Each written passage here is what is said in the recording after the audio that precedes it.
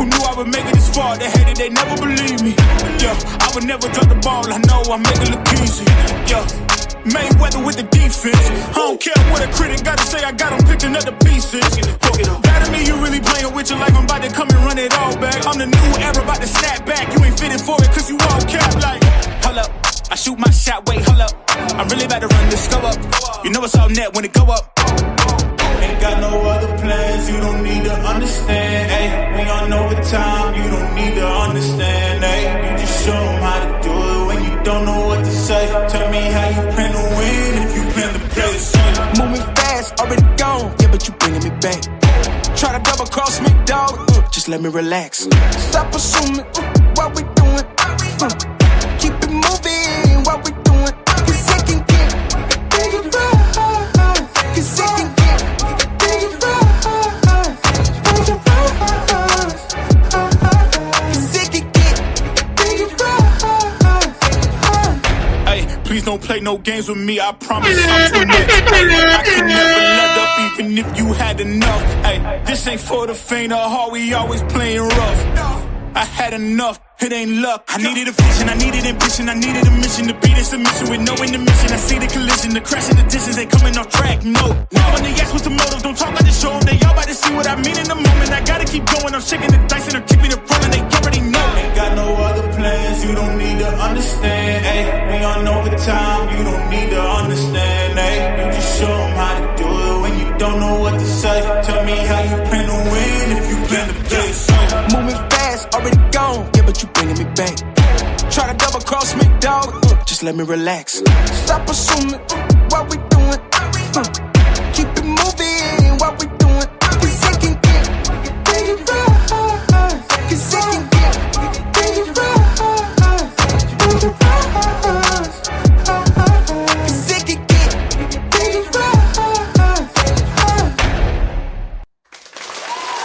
All right. HTP, what up? Good morning, people. Now, people was good, was really good. Come on, time. The algorithm. Guys, if you're stepping in the building, let's make sure you're hitting that like button.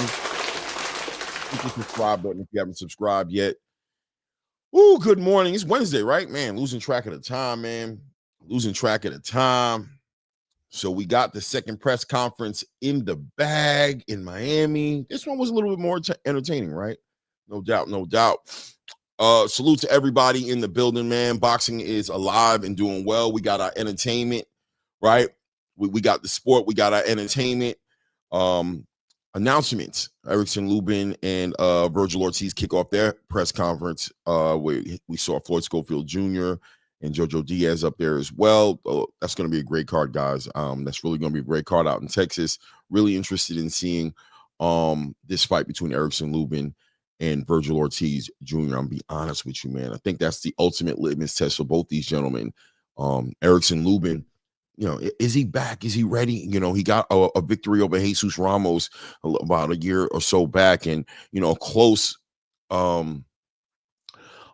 fight that a lot of people felt like he kind of got handed a victory to. Like maybe Jesus Ramos didn't really close the show out the way he probably should have closed the show out. So ultimately, where did we end up? Erickson Lubin does get a victory. He boxed well in that fight, but we've been noticing Erickson Lubin implementing way more of a boxing pedigree, right? Of a sweet science to the way he's carrying himself. A lot more patient, a lot more poised, taking his time, but still remembering that the hammer, Erickson Lubin, still does pack power in those hands, and he was able to put the likes of like a Sebastian Fundora in his pockets, right? So he has that power. He's bringing that IQ.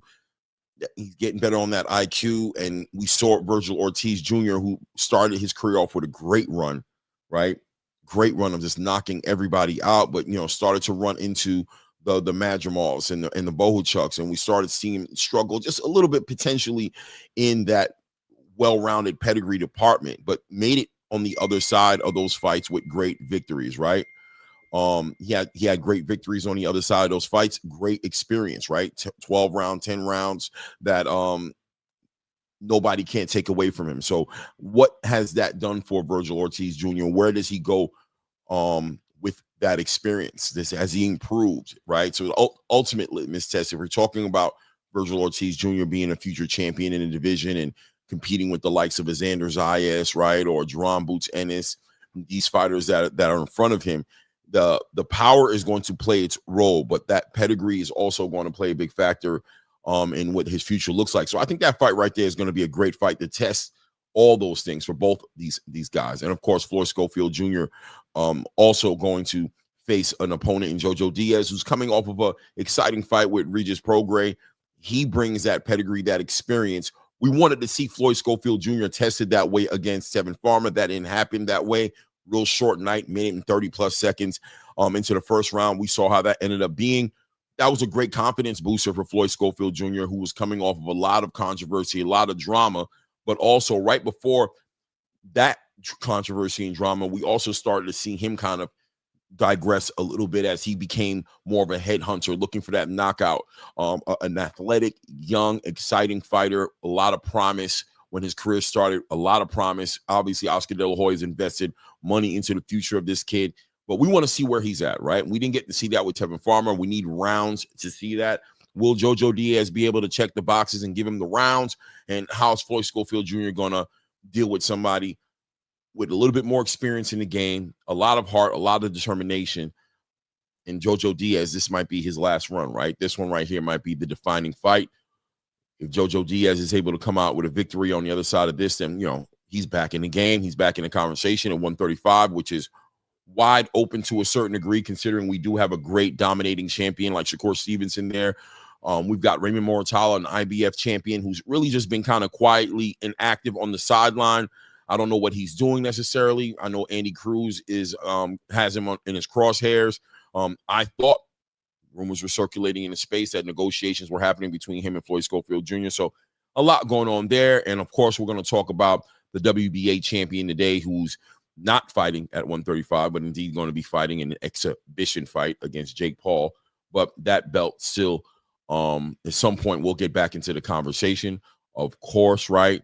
And of course, we have Abdullah Mason and Sam Noakes getting ready to fight for that WBO title in the next coming months. So we got a lot going on in boxing, right? A lot of things going on in boxing. Shout out to everybody who is in the building right now. Shout out to my brother. Roll call, AK Crowder in the building. Salute, AK Crowder. KD the boxer in the building. Salute, KD the boxer. Ross Clot in the building. Mr. Your favorite fighter is a bum, except for Terrence Crawford, right? Ross Clot, right? Yeah. Terrence had made it out of that category, right? He's officially that guy, right? That's my favorite fighter. But all the rest of your guys as fighters got work to do, man. Till Ross Scott pull the trigger and give y'all that stamp. Keep working. You know what it is. SOB TV in the building. Salute, brother. Says salute Claymore in chat. Blesses, my brother. Blesses back at you. Rico Williams in the building says, let's cook Clay. Tank is the black face of boxing for real. We'll talk about that today. The face of boxing. That's an interesting segue, Rico. We're definitely going to talk about that today. Who is the face of boxing? What is the face of boxing? What checks the boxes, right? And if indeed he is the face of boxing, well, what does that say about boxing, right? Because maybe Tank Davis and Jake Paul are the face of boxing, the face of American boxing. And is that something we need to be celebrating as much as we are, or should we be a little bit more prideful and realize what boxing? I don't know, right? But that's an interesting point of conversation, right? The real black face of boxing. Yeah, man. Salute to Mo T83 in the building, says Clay. Blessings, my brother. Blessings back at you, man. No doubt, man. KD, salute to you, man. Payday. Yes, sir. Wednesday, payday. I know that. Yeah, man. Yeah, man.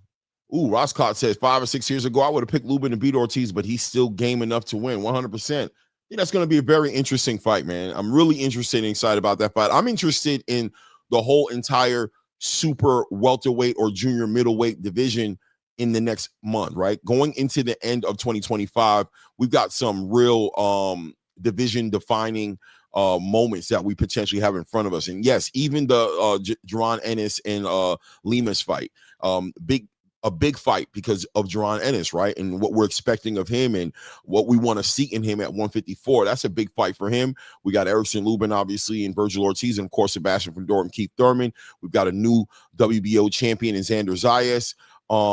Next year, I'm looking at 154 to be a big standout year for 154, right? And all these guys got to do their job so we can ultimately see these big fights happen. Salute to everybody in the building. Guys, salute to my guy, Rick Tim's in the building. Rick, man, we're going to talk about your boy a little bit today. You know, Tank is really putting it out there, right? Really talking to his fans as well. Really vocal with his fans. It's hard not to rub it in to the wounds just a little bit, but, you know, lessons to be learned, right? About over celebrating fighters and exactly what drives these fighters and the importance of pushing these fighters to deliver what you need as a fan, right? Because when you're celebrating a fighter's paydays and you're celebrating a fighter's success as far as packing out buildings, those things don't necessarily translate into the fighter being the best. There's a lot of marketing, a lot of strategy put behind promoting fighters, right? And obviously having the right cosigns and things of that nature could put you in the right position, but you know, nothing worse than an unmotivated fighter, right? A fighter without any vested interest, right? Those fighters right there, the silk pajama, silk sheet fighters, man. It's hard to get those guys out of bed, get those guys out the front door, and get those guys on a mission to give you guys as fans what you're looking for, which is great fights, right? And I think we're learning that lesson the hard way. In some ways, and we'll talk about it today, in some ways, man, I'd rather what's happening right now than that rematch with Lamont Rose Jr. because you can't help but feel like the boxing space is in need of some recalibration, that the fan base is in need of recalibration and a reintroduction to an understanding of roles and why roles are important in this boxing game. The fans' job is to make sure the fighters are staying on their game by supporting them being the best, by pushing themselves, not celebrating their Ferraris and their bank accounts and the amount of girls that like them. That right there, you know, at the end of the day, you know, that creation, that monster, that the Dr. Frankensteins of the game, the fanatics of the game created such a monster. But now they want things to be recalibrated, and now they're letting their fighter know that nobody is above the sport. That's quite an interesting point of perspective to speak from. Can't disagree with you guys. But I wonder if it's too little too late for your boy, Tank Davis, right? I don't know. Shout out to Woo in the building. Woo, what's good, sweetheart?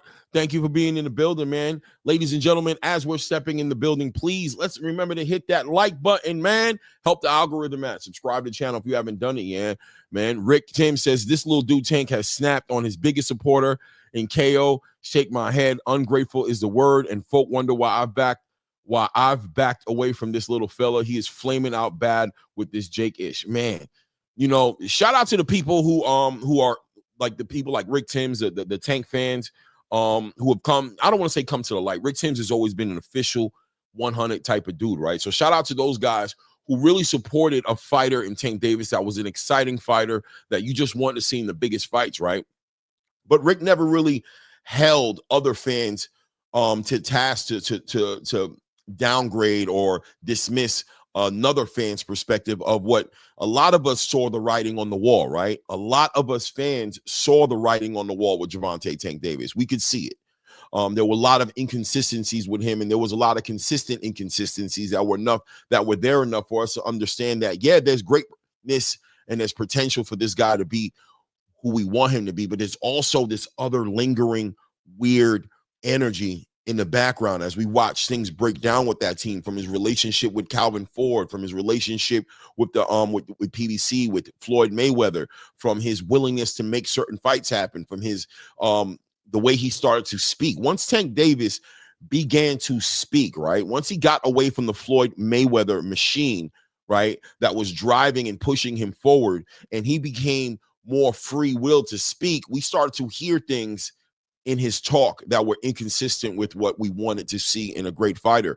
And a lot of us was calling it out, right? Clearly calling it out. There's people today, me being one of them, who will sit by and say that what we see Tank Davis doing right now with Jake Paul is not a surprise, right? We saw this coming a mile away. And it's okay that you may have been optimistic about what you were looking at, or maybe you had your hopes up high, however you want to look at it, as far as what Tank was actually doing. But I do think it was kind of diabolical the way the space divided and how these fans split the game up and became super toxic, right? Attacking anybody who would express any type of difference in opinion. And I think, you know, a lot of those takes, a lot of those fans like myself and the Blue Bloods, and I mean, all the way across the board, I can go down many content creators who are speaking towards their truth, but the ridicule from the space it would seem now with hindsight, a lot of those takes aged like fine wine, right? And a lot of that fanaticism, as we can tell, that fanaticism leads us down a very dark road, potentially.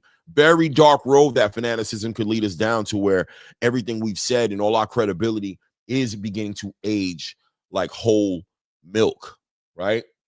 Really aging. And a lot of those takes are meeting their expiration date, right? It's about time that we clean them out the fridge. It's starting to get a funny smell, and you open the fridge, you don't know what it is. It's because you're hoarding stuff in the fridge, right? Time to clean out the fridge. It's okay. Clean out the expired food, right? You'll find, I believe, when you cleaned out all that expired food, that there'll be a lot of space available. And guess what?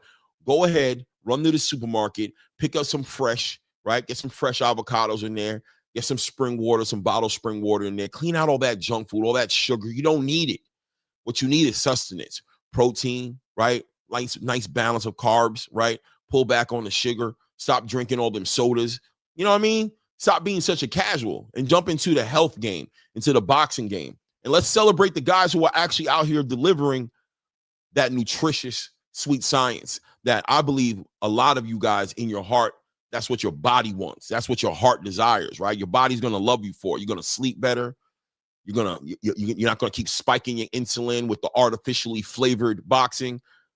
Anyway, it is what it is, right? It is what it is, man. Salute to Rick Timms, one of those guys, man. I know a straight up fitness guru Rick Timms is. And one thing Rick Timms likes is some good nutrition, some good boxing, right? He likes to work out, get the muscles on, and he ain't going to have it. He's not going to have it. He will not have it, though, with no Tank Davis, Jake Paul fight. Just not going to get behind that. That right there, that artificially flavored, barbecue flavored chips boxing is not going to be supported by real boxing fans, right? It is what it is, man. Yeah, no doubt, no doubt. Let's keep going down the list right here. DGO082 in the building. Salute, my brother. Good to see you in the building, man. What's Nico Lower East Side Fitness says? Nico, man, says, good morning, Clay. Tank will retire afterwards. You can see his energy without a doubt. And we have to simultaneously, multiple things can coexist in the same space, right? Like, I can genuinely celebrate this victory for Tank Davis. I've seen Tank Davis on this mission for the last year and a half, 2 years, and I have to celebrate his victory because this is what he wanted. This is what he needed. He built himself up to get this big payday, right? So I can celebrate him, man, because he focused on his goals. It got a little rocky down that road. Lamont Rose Jr. might have derailed him a little bit, but he was able to find his way back on path. And, he is where he's at. He's about to get a huge payday. He's going to get the generational wealth he's been looking to do. He had dreams and aspirations as a young kid coming out of the rough streets of Baltimore. He spoke to this. He speaks to this and what his goals were, and he's achieving those goals. So we can celebrate him, right? But like I said, as far as the fans are concerned, my heart does bleed for you guys a little bit, right? Because you guys got over-involved. You overindulged in one fighter. You overindulged, and too much of a good thing is a bad thing. And it ended up being bad, really been bad, because now you guys are getting addressed in a way which is diabolical. I can't believe. I'm lying. Of course I can believe. I saw this coming.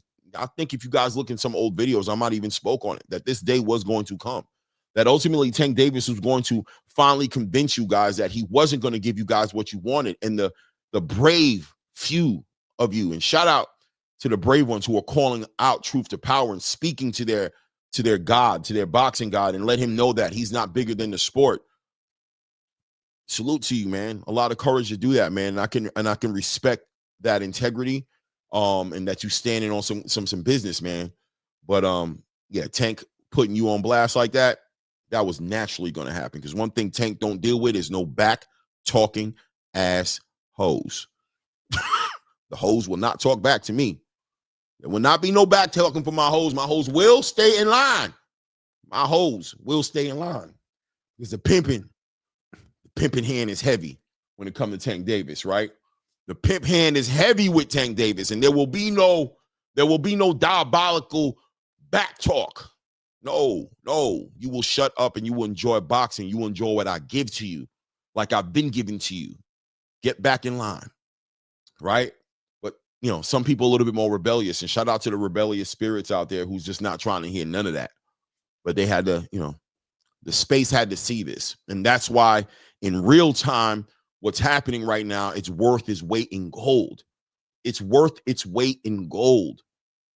The Lamont Roach Jr. rematch would have been a great fight. And shout out to Lamont Roach Jr. because he got gypped hella bad in this one. But this was a bigger opportunity on the back end of that fight not happening was the exposure. The exposure was super necessary for boxing. Boxing needs this exposure as we watch Jake Paul put his hands on his knees and bring himself down to Tank Davis's level and look him in the eye and say, welcome to my show. As we watch Jake Paul let Tank Davis know that I'm paying you, so you're going to be mine, right? You're going to do what I tell you to do. You sit right there. The crowd needs to understand who runs this. The crowd needs to understand that I'm the real face of boxing. Your face of boxing is getting a check cut by me. The numbers speak louder than everything else. Man, looks like Jake Paul's pimp hand. He looks like he got a pretty heavy pimp hand his damn self. Woo! It's diabolical to see, but at the end of the day, the man gets a payday. It is what it is. He gets some money, and that's what the goal is. Woo! Woo! Jake with that pimp hand. Ouch. Shout out to, let's see here, RC in the building, man. 154 loaded, 100%. Shout out to my brother, my Ak, Fly Frequency. Hit me with the salams, man. Walaikum salam. Back at you, Aki. Always love, man. Always love. My phone going off right here for no apparent reason. KD the Boxer says, I think Terrence is the face of boxing, dominating both Keno and Errol. Well, yeah, I agree with you, man. But I wonder what the space thinks, right? And Netflix is in a very interesting scenario right now. I'm loving everything that I'm seeing. You guys just won't understand how much of a good space I am mentally watching these things unfold. It's needed. Everything we're watching is needed. This is all in God's plan, man. This is all God's plan, man. Yeah, man. This is how it had to turn out, bro. What a contrast of events that we're about to see as we just coming off the back of Terrence Crawford versus Canelo Alvarez and Christian and Billy versus Lester Martinez and Brandon Adams versus Serhii Bahachuk. As we're watching Shakur Stevenson and Teofimo Lopez face off with each other talking, right? As we're watching all ideas of what makes great boxing being challenged. And now we're going into what boxing has been for the past year and a half with the introduction of Jake Paul and the KSIs. And we've been seeing these fights spike the insulin of the casual boxing fan. But if you guys know anything about a good old insulin spike, that crash is diabolical.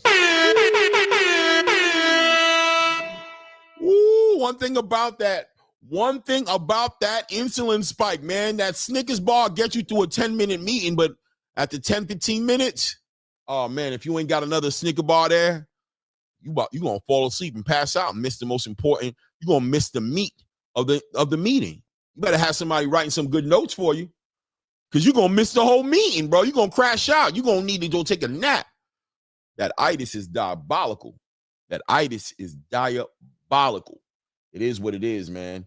Let's see here. Scrolling down here, anybody who I missed, because I do want to keep on diving into my talk here. Salute to Teach in the building. Teach, what's good, family? Good to see you in the building. Hey, my guy, Bubs, talking in the building, said, what else did Tank say? None of the haters are speaking to what Tank said to you. Tank said something to me? Oh, he spoke to me? Okay. Now, mister, you're right. You're right.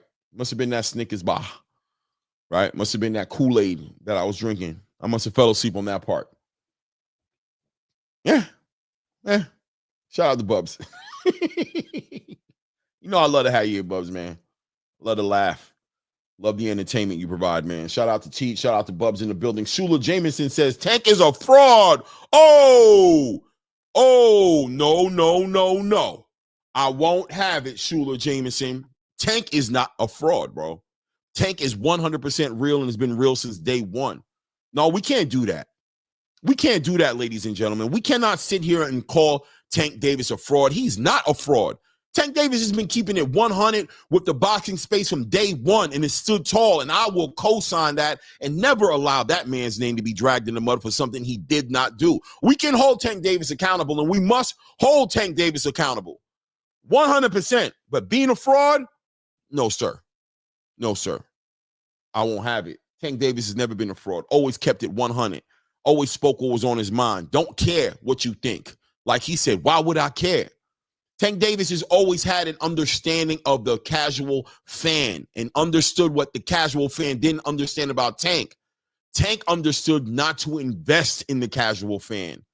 Yeah. Tank understood how to deal like a pimp deals with a female that he's pimping, right? You don't give a female no money. You don't give her nothing because you give her too much money, it might go to her head. So we're not going to celebrate these hoes.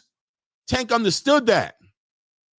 He understood that. He came from the hard streets, of Baltimore. He's seen a lot more than I think people will like to acknowledge. And one thing Tank Davis has been dialed in about is human psychology and human behavior. And he understood who loved him and who didn't really love him. He understood the people that were sweating him and sweating his style, asking him for his shirt at the end of the fight with the sweat on it. He knows about you guys. And he knew not to dial in and invest into that. He understood how to carry himself and keep that pimp hand heavy, right? Put that pressure on your neck. Keep you out there on that roll. Make sure that money coming in. And less this, more this, right?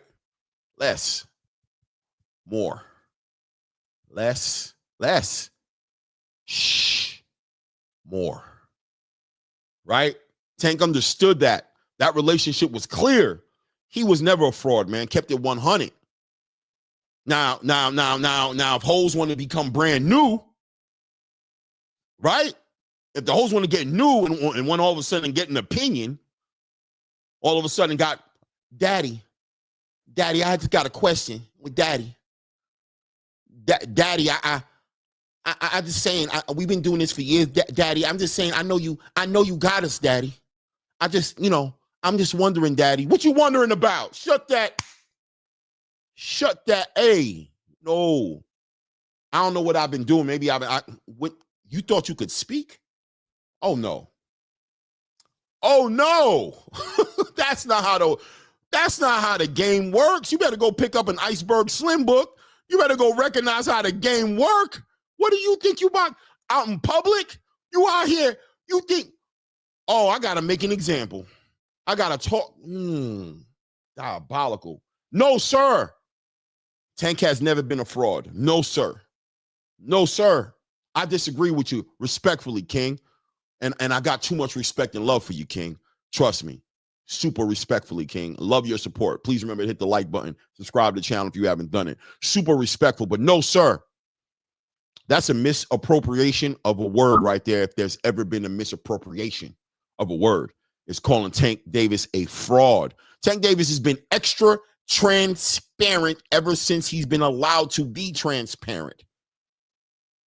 I referenced Floyd Mayweather Promotions, who made sure they kept a lid on Tank Davis. They didn't let Tank Davis speak out in public. Tank Davis got to respond with 2 to 3 word responses, 5 words max. He might have graduated at some point to 5 to 10 word responses, but it never went past that with Floyd Mayweather, who also understood what he had in front of him. He understood what he could exploit. Al Heyman understood what they could make happen with a Tank Davis, but knew the worst thing they could do and the biggest thing that would crash that empire would be allowing Tank Davis to speak his mind. And when he spoke his mind, everybody with hindsight caught 2020. Everybody with hindsight has caught 2020 and has understood the control that needed to happen around Tank Davis, who always had the talent. Never take that away from him. The eye test doesn't lie. But there was a lot more money to make on Tank Davis's image and what we can portray. Maybe the people around Tank Davis are frauds. I don't know. But Tank Davis is no fraud. I will not have it, though. We will not have it, though. We will give that man his respect, man. Always kept it 100 and has been standing on his business since day one and is standing on his business right effing now. He's standing on his business right now. Don't get it twisted. Nothing changed. This is what it's about right here. So soak this up, process and digest this. Stop making excuses. Stop dismissing and looking past what he's telling you. Dial in. Dial in, ladies and gentlemen. Listen. Stop doing this and listen, because an old man, a wise man once said, when somebody tells you who they are, believe them.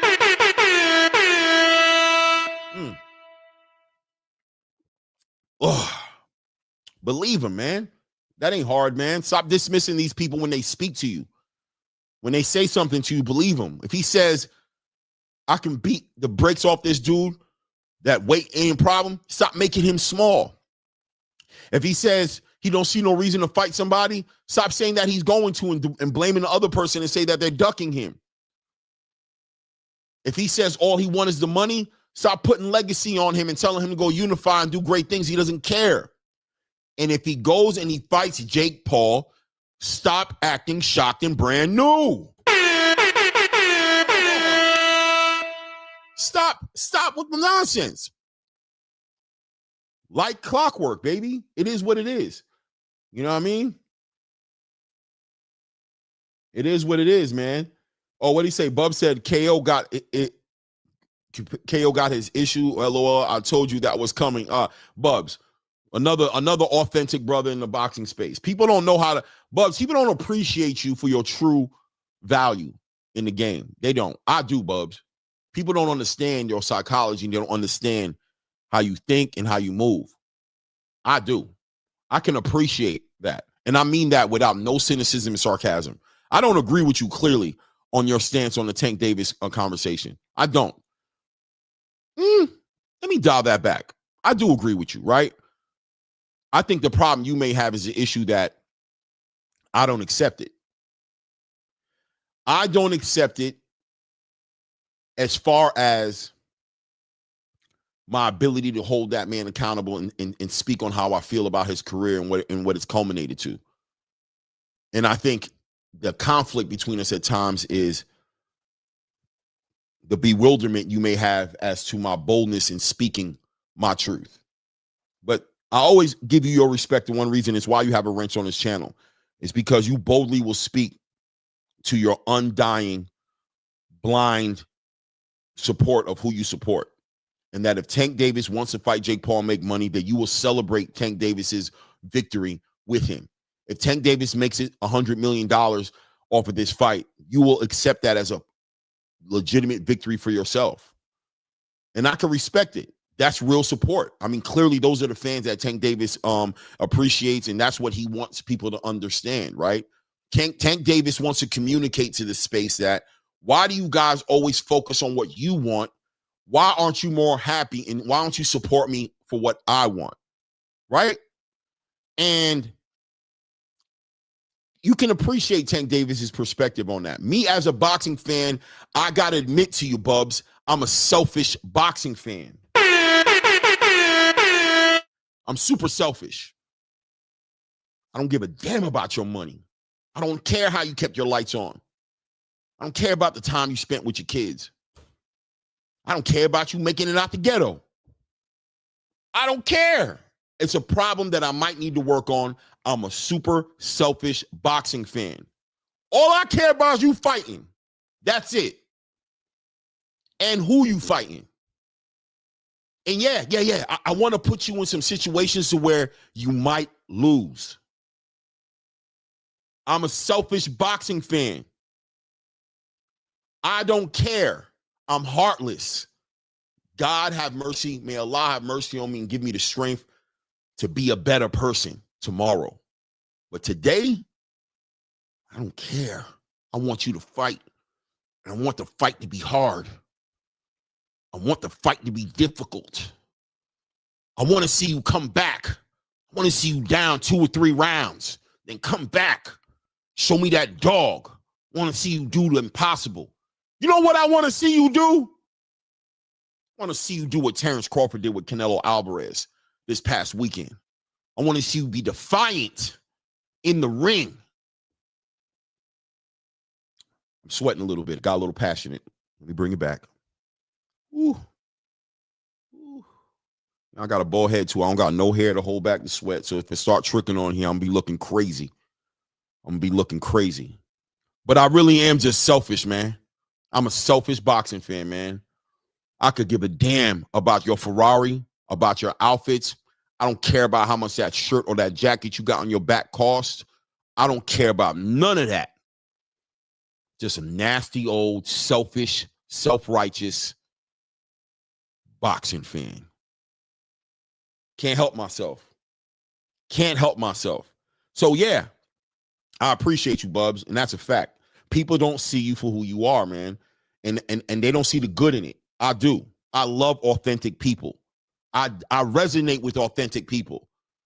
You may push my buttons from time to time. You push my buttons from time to time. You know what I mean? You're a bit triggering.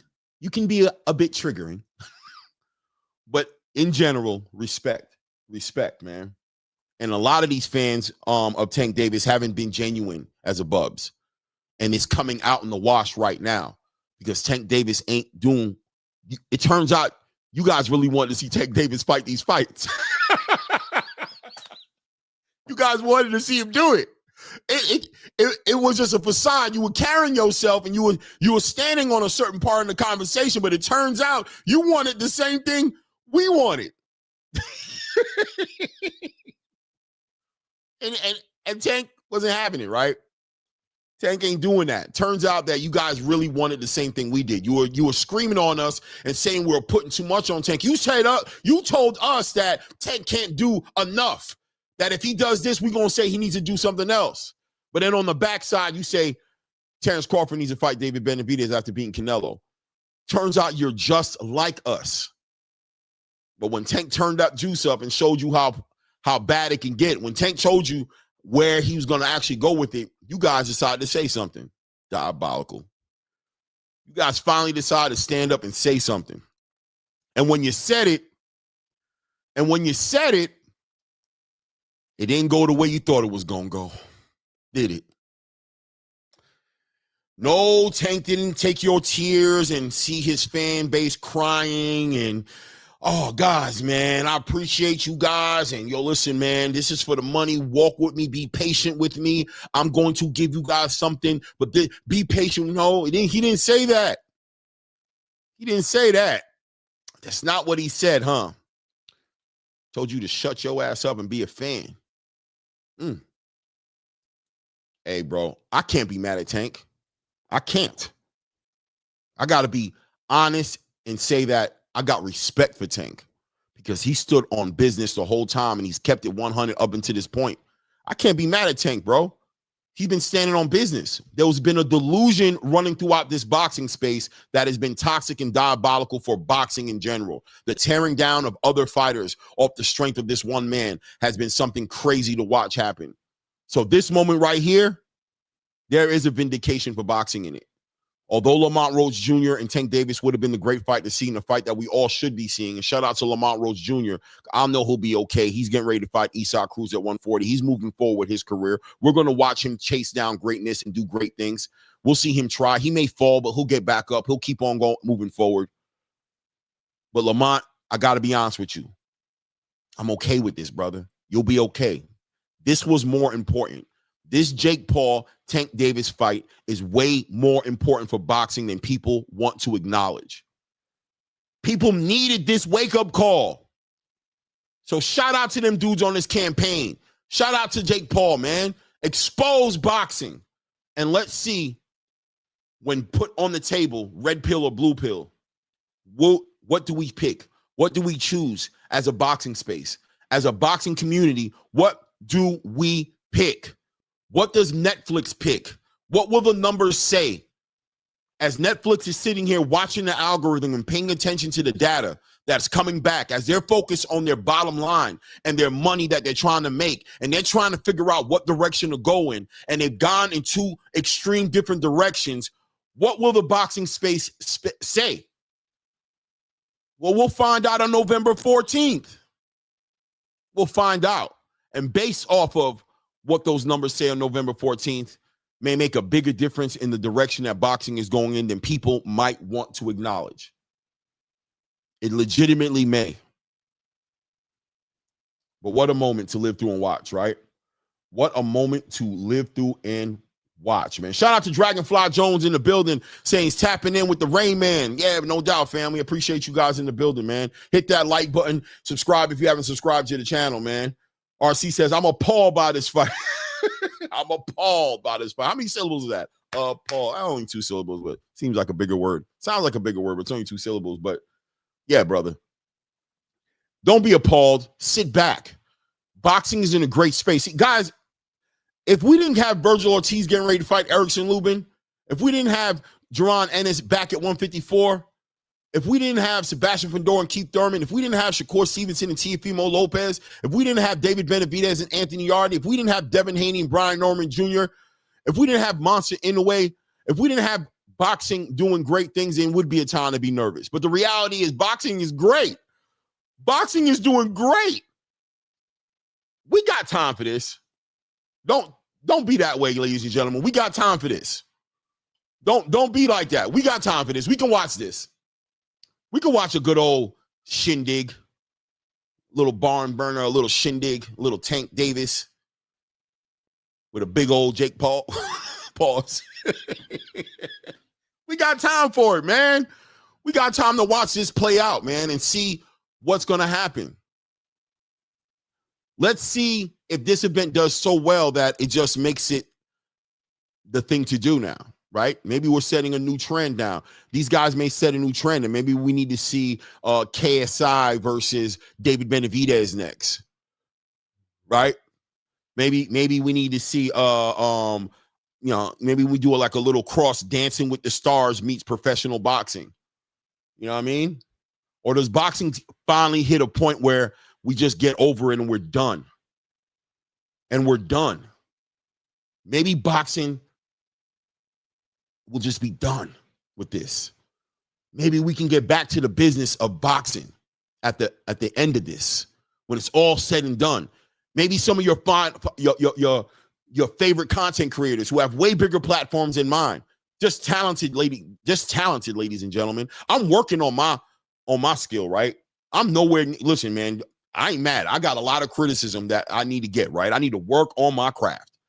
I'm a year and a half into my game. Hey, man, it's a marathon. It's not a race. But shout out to the guys who've made it and who got the talent, who know how to deliver that message. Maybe this is what you need to get your message back in line with boxing being great again. A lot more on your shoulders than mine. I'm just building my platform up. So I got a lot more room for error. You know what I mean? Not a lot of people watching me like they watching you guys, right? So it's triple important that you guys dial in and get on code. We've been talking about code for the past month and a half from Jerron, and we've been talking about code. Well, boxing fans, are we on code? Are we on code? I would argue a lot of content creators have been off code for a long time. And the price that we've paid for being off code is not only a fight between Jake Paul and Tank Davis, but it's also been a huge division A in the boxing space. Nasty things I see happening on these content creation platforms. That's number one. And number two, a lot of fighters who have deserved. Now, switch that around. Number one, a lot of boxers who have deserved the recognition and who deserve to be celebrated for the attempt to be great. You don't got to think they're going to win or whatever, but you see if Devin Haney put himself in the ring with a Brian Norman Jr., that deserves to be celebrated. You see Errol Spence get in the ring with a Terrence Crawford after flipping his Ferrari 5-6 times, that deserves to be celebrated. You see David Benavidez turn down a Jesse Hart fight to make a fight with David Morrell, that deserves to be celebrated. Yeah. You see Abdullah Mason, Keyshawn Davis chasing greatness and being champions, that deserves to be celebrated. Yeah. It definitely deserves to be celebrated. When you look at those odds, and Vegas is putting those odds up, and you see it -150 to +220, understand boxing is trying to be great in that fight. Understand that's what boxing is trying to do. Boxing is trying to find its greatness inside of those negative 100s versus a negative 220. There's some greatness they're looking for in that fight. When you see negative 2,000 versus a plus 1,600, boxing is taking advantage of you and taking your money, bro. Boxing is stealing from you. Hold up. I got to be careful, guys, because words are forever on this internet. Boxing ain't stealing from you. These nasty-ass matchmaking promoter, money-hungry-ass fighters are stealing from you. That's who's stealing from you. Yeah. Play that back over again 10 years from now. I'll stand behind that.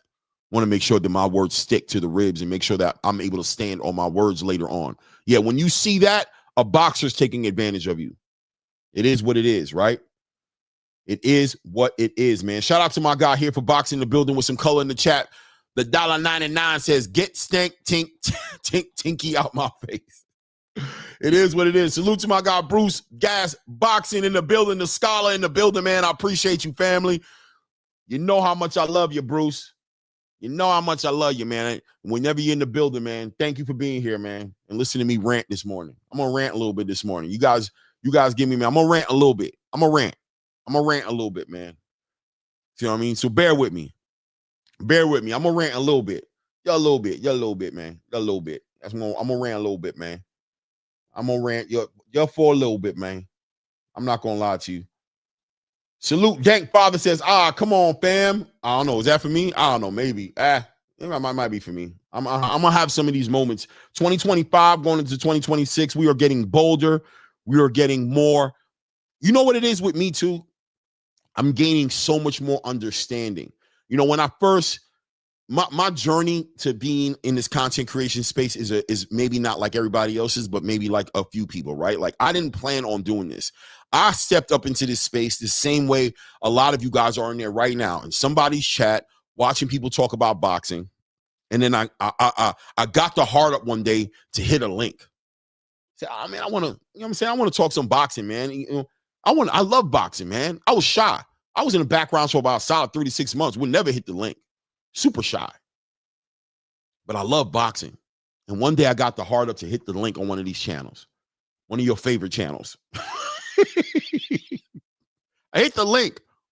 I said, ooh, I'm going to be on there. You know what's so funny? Sometimes you look at these content creators, they're almost superstars in their own right? Like to be able to speak to them on their platform, it's almost like me getting a chance to speak to a star. Like obviously it's not that, right? But you start to feel that way. You start to feel like when you hit that link and they hit the link back and they put you on the screen, hey, oh man, salute, brother. Hey, brother. Hey, man, love what you're doing. Hey, brother, man, you're doing great thing. I've been watching you for a minute, brother. Hey, yeah, no doubt, man. What's on your mind? Hey, man, just listening to you share some information on this boxing topic, man, and just thought I'd come in and just dial in a little bit, man. I really appreciate what you're doing for the space, man. Yeah, you know, respectfully, you know, I don't necessarily agree 100% with everything you're saying, but, you know, well, what do you agree with? Well, you know, not necessarily. I'm just saying, you know, mostly you're doing good things out here, you know what I mean? You're moving the needle and you're making boxing what it need to be. And I just, wait, hold up. What do you disagree with me, nigga? Excuse, oh, he called me a nigga. Okay. All right. I mean, okay. All right. Okay. I mean, I can't, for the most part, you know what I'm saying? You kind of there, but you know, when it comes to this part right here, yeah. Super chat. And you start to understand, you take your time and you're kind of stupid for a while, right? Like a dumb hoe. Keep coming back thinking like, oh, maybe it was me. Or the next time I'm going to switch. Then you come to realize and you find the understanding. This ain't no real boxing talk going on out here. I was being delusional with myself. So what did I say to myself? Shout out to my beautiful wife who said, baby. That's not. Why don't you just make your own channel? You don't like the way it's. Why don't you make your own channel? You got to love a good wife, right? A good wife or a good partner, a good husband. You know what I mean? How the world's crazy, right? Whatever's floating your boat. A good partner going to keep you dialed in and focused. They're going to keep you dialed in and focused and let you know that what they're saying, I've known you way longer than they've known you. In that 5-10 minutes of interacting with you in the lifetime that I've had with you, they'll bring you back to earth and let you know about your character, recalibrate you and bring you back to earth and let you know that's not who you are. You should just do your own channel. Do your own thing so you can talk boxing about. So then you just all of a sudden you're like, I don't even know how I'm gonna do it. How does this work? Let me go on YouTube. What I gotta get a camera or something. What I gotta do? What app is he using? You know what I mean? You go through the journey and the growing pains of figuring out slowly how thumbnails. What the hell? How do I do a thumbnail? Oh man, this thumbnail's diabolical, man. How do you make a thumbnail? All of a sudden, you putting these pieces, you moving things around, and you're making something happen, and you go for your first live, and you're shook, and you start talking boxing. You just start going, and you get some feedback, and you're moving around, and you start to realize as you get the hate from the space, as people start getting crazy, you start to see the fanaticism, the fanboy energy, and you start to realize what's going on in boxing. Then when you look at the bigger picture of boxing and you ask yourself, where did boxing go? I remember when boxing used to be this big platform. It used to be the thing to watch, and you're starting to realize and you start to see the pieces that are moving, and before you know it, you come to a conclusion and understanding about what's going on in this space. You really do. You really do, and I did, and I'll never give it back. Priceless and grateful for that experience and for that understanding. Super grateful for that experience and that understanding. You know what I mean? Shout out to $1 Trillion Dreams in the building. Let's go, Clay. Let's go, $1 Trillion. $1 Trillion, you in that suit, man. Damn, boy, you looking clean, man. You looking like a damn day trader or something, man. What you do for a living? That suit clean, brother. $1 Trillion Dreams with that suit. That is that picture exudes $1 Trillion Dreams. Shout out to $1 Trillion Dreams in the building. Big Drew in the building. Salute to you, family. Hope everything is good with you, man. Shout out to Dr. What is it? D. Rich Richardson. Salute to you. Salute to you. Says salute, Clay. This fight is stupid and shouldn't be happening. Boxing is washed. No, I'm not gonna let you guys do this, man. Boxing is not washed, man.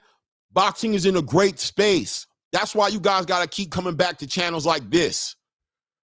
No, boxing is not in a bad space. The end all be all ain't on the back of one little fighter who's out there chasing his dreams to be rich. No, boxing is not on his back, man. Boxing is doing great. Don't get it twisted. And see, that's what happens.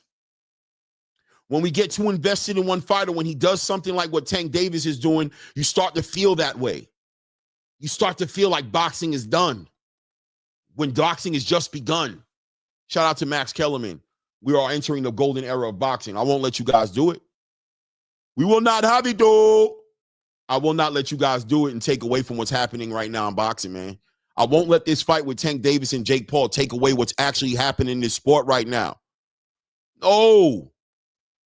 Take those words back. Fear not, my comrade, brother in arms. Boxing is in good hands right now and doing very well. Better than you might want to admit it. Do not ever believe this statement right here. I rebuke that. I rebuke it. I rebuke that. Respectfully. Love to have you in the building, man. Probably need to get you a wrench, man. Thank you for the support. Hit that like button. Subscribe to the channel. But no, sir.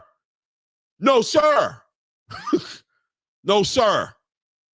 Take that back. That is so untrue. There's no truth behind that statement, brother. Shout out to Deontay Wilder. You got to speak it, believe it, and then you achieve it. And in that order. Watch what you say. Death and power. Death and life. Life and death in the power of the tongue. Right? Don't say no nonsense like that. Take that back. Shout out to N Conquest in the building. Says plenty of boys KO ninjas growing up, but I would not recommend the global spotlight exploitation. No doubt, no doubt. Salute to you guys, man. Let me see. I just want to hit you guys up. G Money in the building says, "What's up, Clay? What's up, G Money? Hope everything's good, man. Good health, man." Katie the Boxer bringing up Darkwing Duck. Don't go there, man. The nostalgia of after school cartoons, coming home from school, sitting down, catching those 2 hours of cartoon. Don't do that to me. Don't do that to me. I just watched the Silverhawks. It was only on for like 2 years, a year and a half. But I just watched a trailer for it with the Tally Hawk. Stop. Don't play with me, bro. Don't do this to me. Don't make me go down this road, man.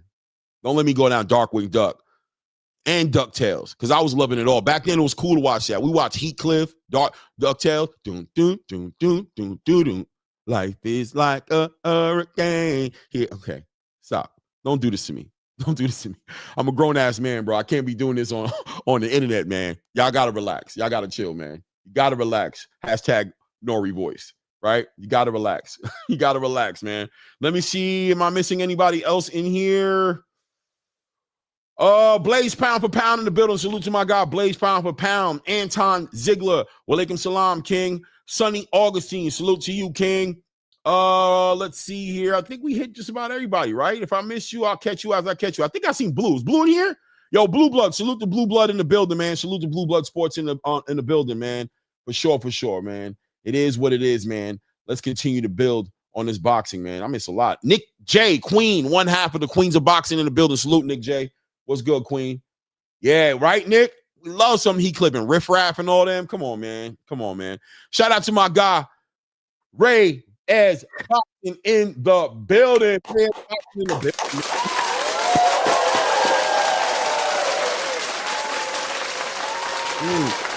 For sure, man. Clap it up for my guy, man. I went in, right? I was about damn near an hour into my rant, man. I had to speak to my truth.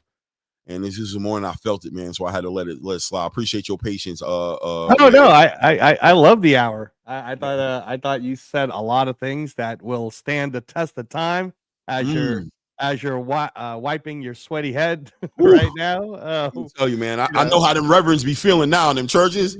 Oh yeah, bro. I know what they be going through up there, bro. When they putting that word, when that word get in you, right? you took everybody down a spectrum of kind of like what we talked about yesterday, right? You can eat this junk food, but don't think the junk food is what sustains you, because there's a lot of nutritious foods right out there, right? Love that. It's good. You get a little spike, you know what I mean? And I think that's what we're looking at, right, Ray? Is we're watching the game deal with a crazy insulin spike they've had for the past 2 to 3 years, right? They ate themselves a ho-ho or a Twinkie, and they running around the room like little kids, jumping on your couches, and you kick them out the back. Get out of my house.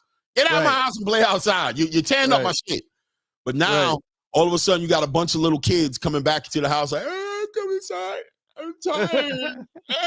You're like, yeah, take your ass upstairs. Wash your ass before you lay in them damn clean sheets that I got up there, and take your ass to bed. Wake up in the morning and be a new person. Well, this is the next morning. It's time for a lot of boxing fans to become a new damn person, bro. Wake up. Right. And again, like even speaking to what you were saying about, all right, the Tank press conference was, a little bit better. But then we also had a real nutritious meal in Erickson Luben versus Virgil Ortiz press conference yesterday that had broccoli on there. I know you guys ain't into it. There was some broccoli on there, but there was also some good chicken, some good protein on the plate. You gotta eat everything so you can get that. This is for your body. You be a better, bigger, stronger. And you're young boxing fans, right? These boxing fans are young, so nutrition is very important for you guys. You know what I'm saying? You guys are building up strong bones right now, and you want to be like your favorite superhero. You want to drink your milk. Right? Drink your milk, eat your broccoli, eat your spinach, right? So you can be like Popeye. Yeah, exactly.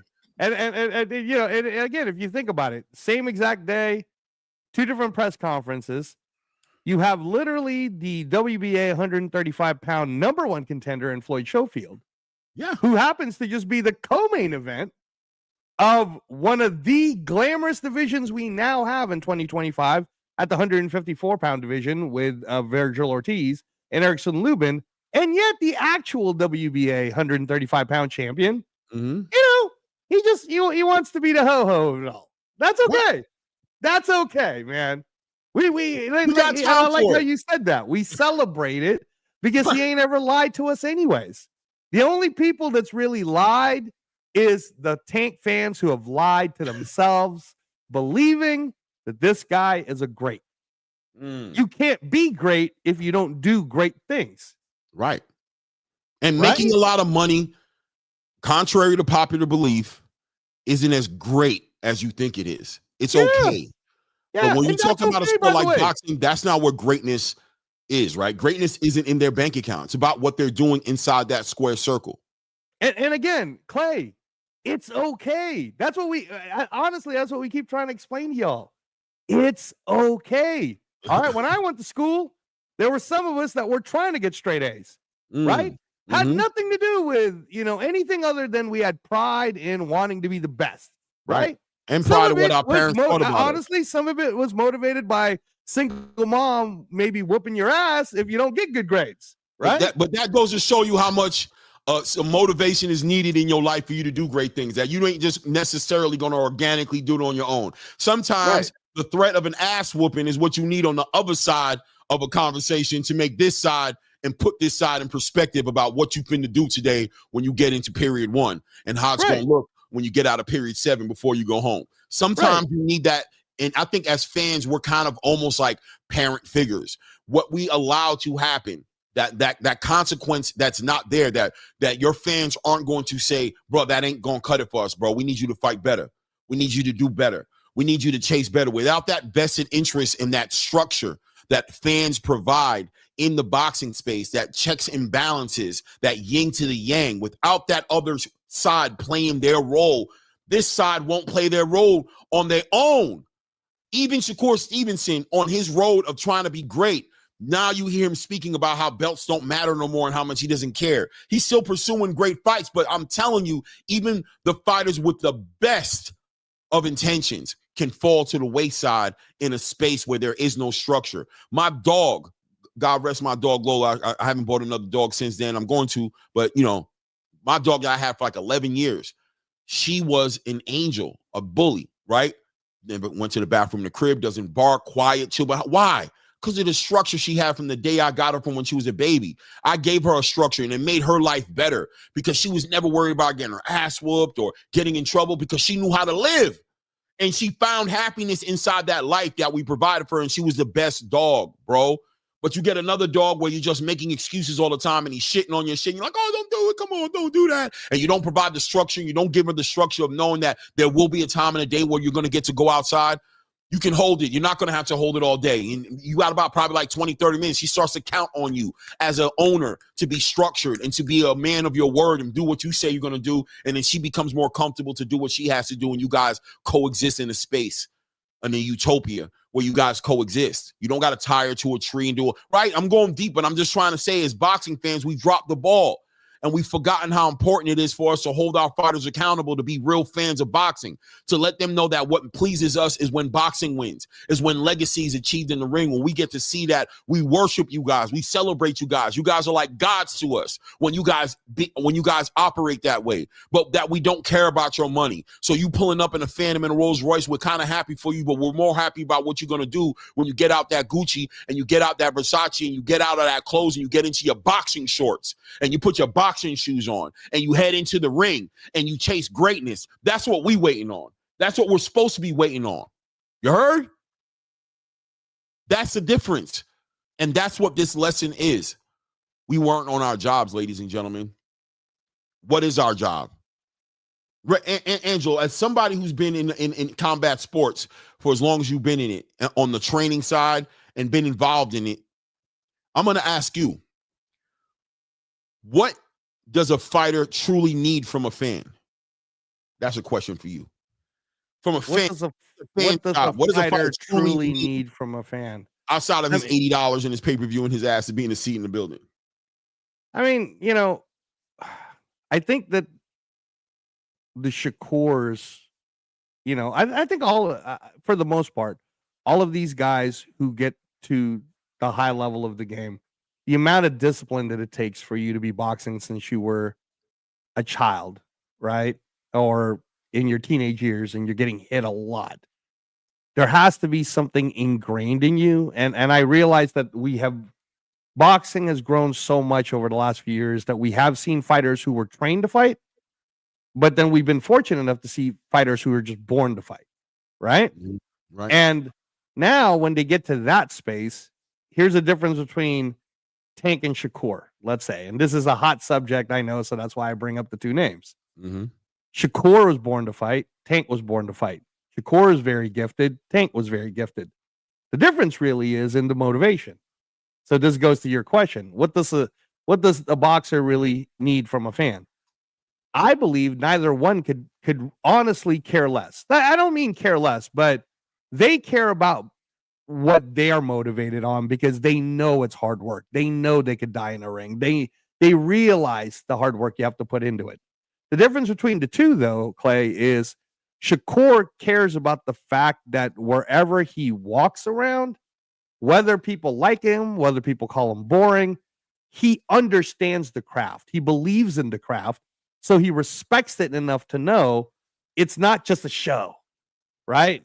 It's about the sport, and it's about him being great at the sport, so that one day when he's 90, fans or people who appreciated him will say, hey, man, I went to your fight. I watched your fight. I saw this happen. I saw that happen. And you inspired me, man. You inspired me, right? So what does he need from that fan?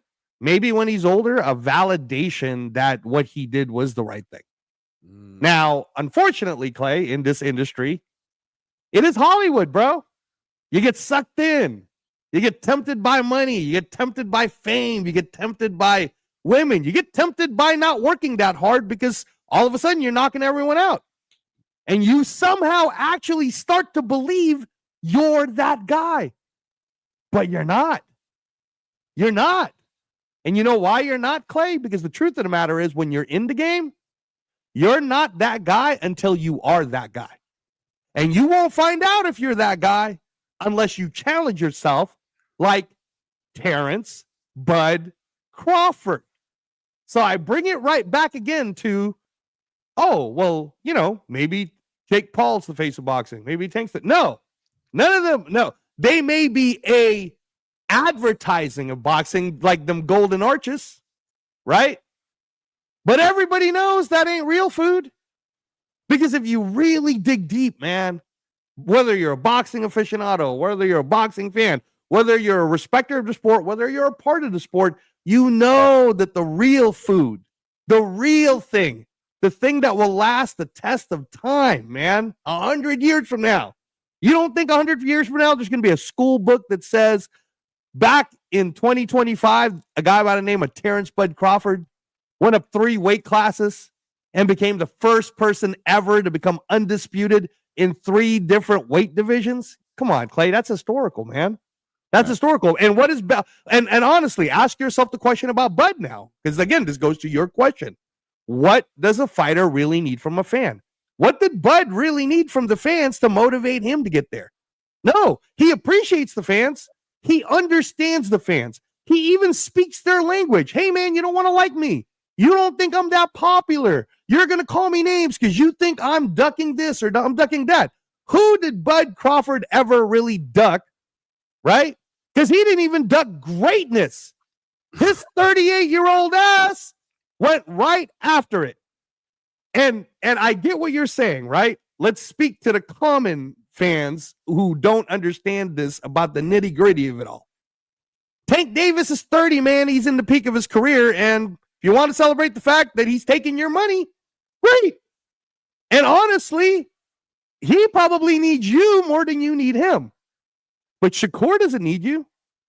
But Crawford doesn't need you. They're just doing them, bro.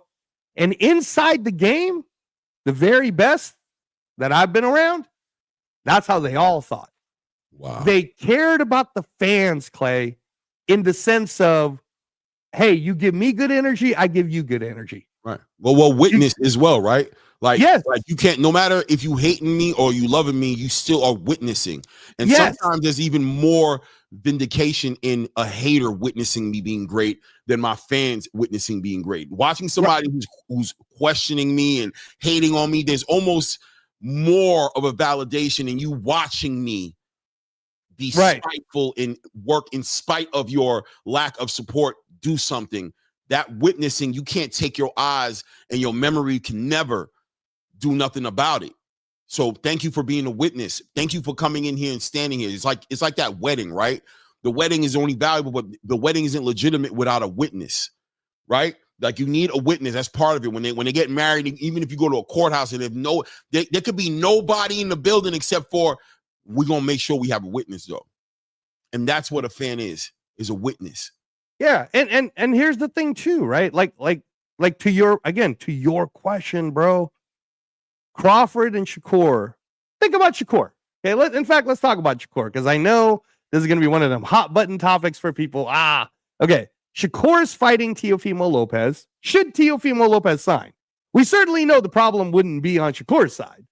If that fight doesn't happen, it'll be a Teofimo issue, not a Shakur issue, right? Facts. But having said that, Shakur and Ryan are already talking, right? And Ryan Garcia is one of the most popular, like him or hate him, it's one of the most popular fighters in the United States of America. And that then makes him one of the most popular fighters in the world, like him or hate him. This is a man who was in Hollywood. This is a man who literally had a TV series. If you have never watched it, go find it. Ryan Garcia had his own TV series. He was already acting while he was boxing, right? And this guy now, Ryan Garcia, is finding himself, Clay. And I've told you, I kind of like him, right? In the boxing space, I kind of like him in that he's trying to find himself. He's trying not to become irrelevant because he does respect the sport. He respects it enough to know, you know what? I'm going to try. Win, lose, or draw, I'm going to try, right? Because I would rather not be called a joke in this sport. And I'm not trying to call Tank Davis a joke, but let's keep facts be facts. Tank Davis became more famous for giving a fight to Ryan Garcia, dehydration clause and all, right? But Tank benefited from that. Did Ryan Garcia really benefit from that other than making money? Not really. And Ryan Garcia can make money against anybody, right? So why did Ryan Garcia agree to do that fight? Again, you guys could look back at it. But if you really think about it, I think Ryan had a pure belief that he, even with the dehydration clause, he could beat him. Mm-hmm. And he wanted to be great. Tank just wanted to get paid. That's all Tank wanted to do. Tank just wanted to get paid. And this, again, goes to your question. Tank needs you.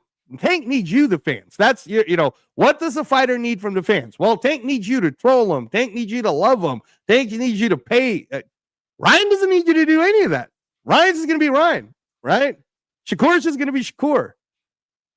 Terrence Bud Crawford's going to be Bud Crawford. And I say all of this to give you all the different spectrums because Bud Crawford, you and I have talked about, would easily be more popular than Canelo if they gave him the same exact stage. But they did not.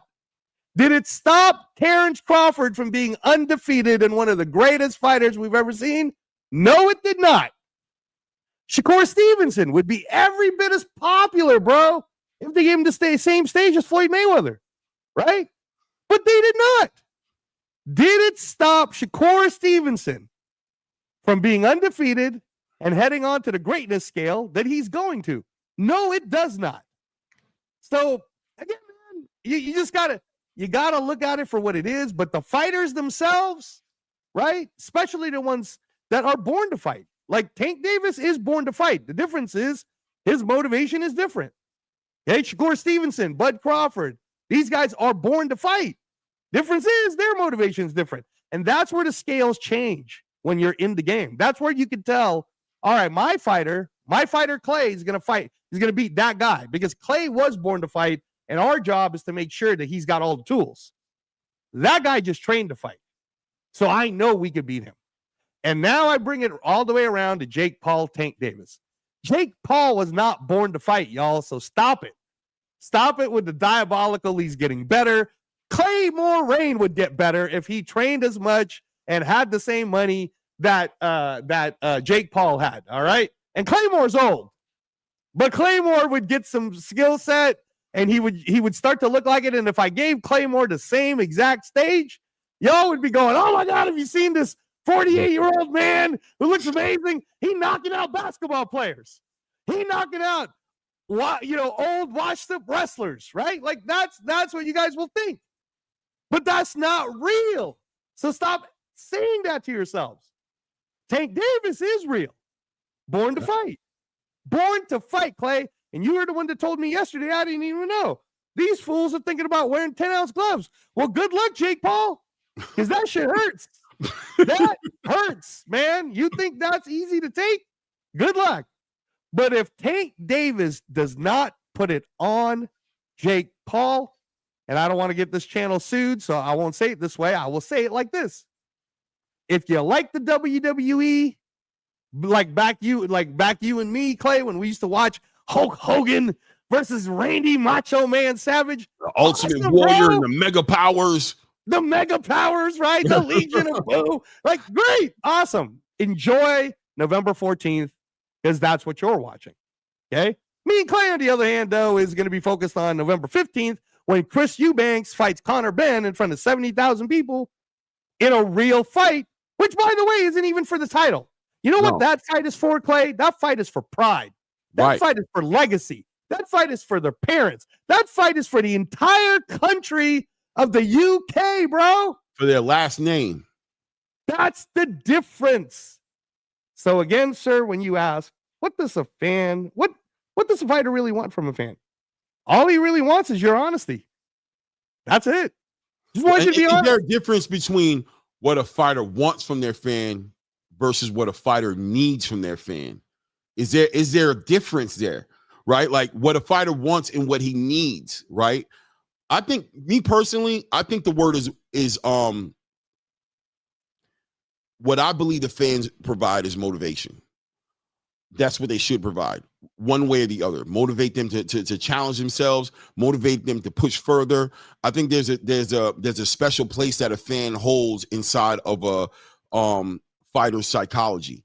It's a space that we occupy in the psychology of a fighter that we underestimate the power of, right? When you look at an event like Fatal Fury in Manhattan, one of the biggest things that they took away as far as a complaint, if they were going to scrutinize that event, if Turki Al-Ashi walked away from anything from that event, is he probably for the first time in a long time understood the magnitude of what a crowd brings to an event, right?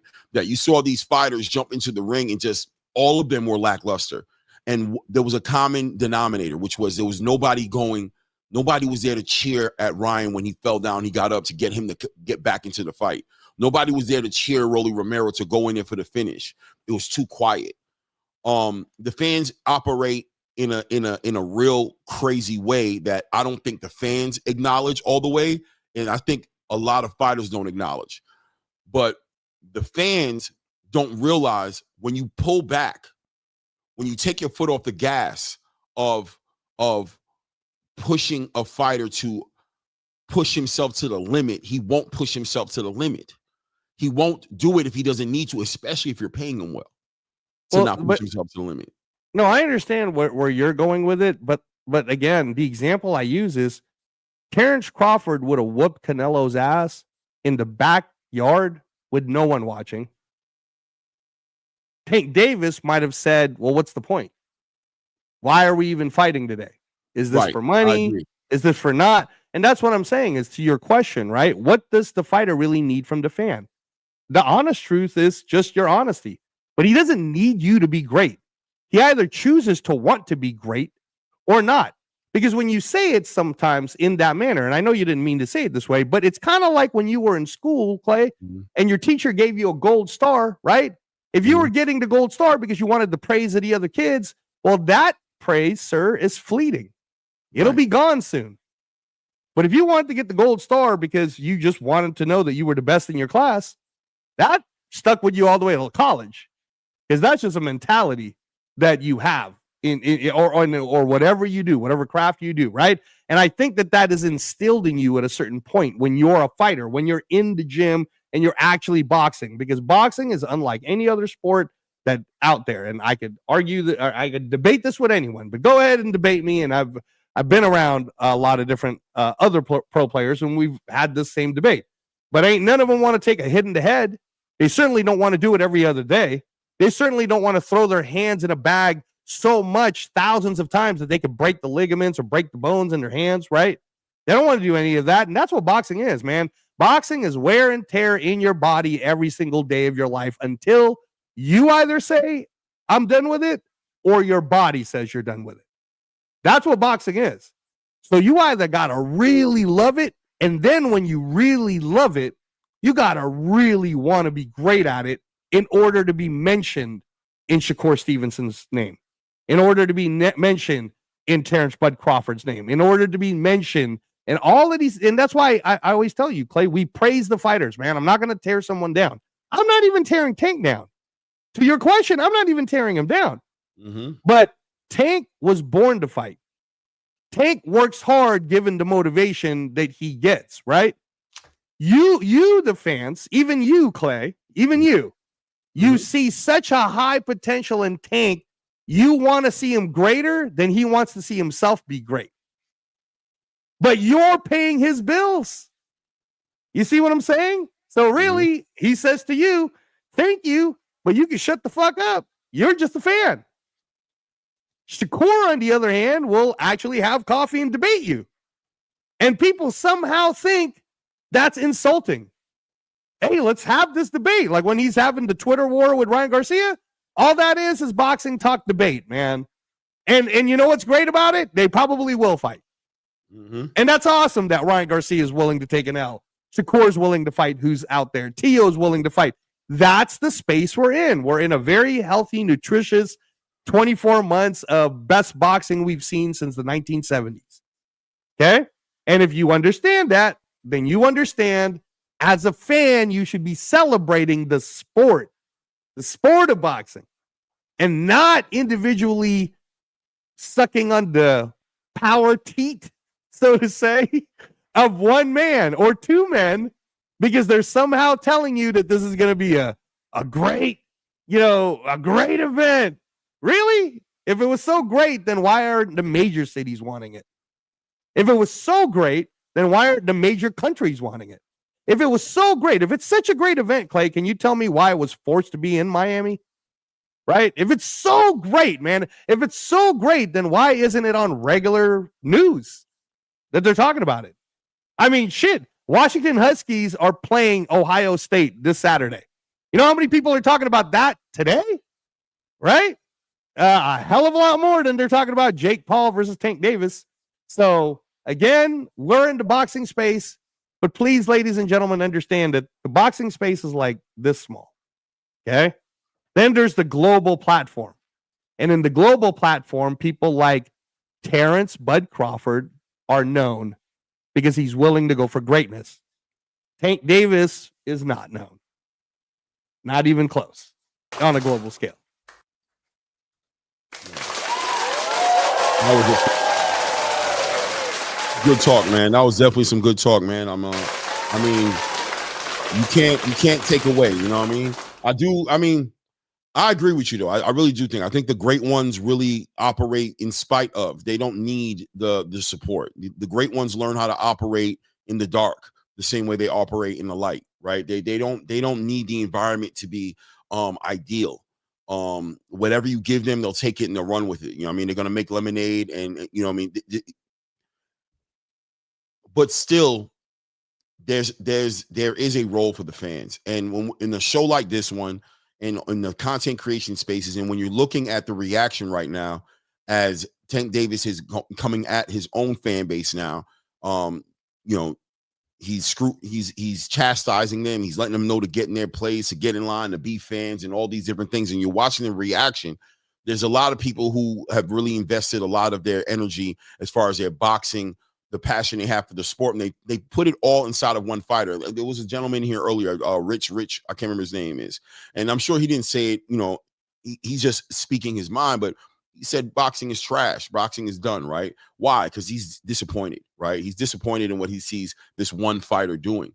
And it just speaks to the fact that the fans, you know, the fans right now at this moment, a lot of fans, not all of them, but a lot of fans right now are facing a real life education, right? They're getting an experience right now that if you use it the right way, it'll make you a better person, and it'll make you a better fan. It'll make you a better man to understand where your flaws were in this whole entire process of creating what we know today as Gervonta Tank Davis, what a lot of people feel like is the face of boxing. But looking at him as an example, I was not even, if you want to look at him as an experiment, just to really see the end result of what I believe is a product of the environment that enabled him and facilitated him the ability to carry out the mission he's carried out and to disappoint so many fans.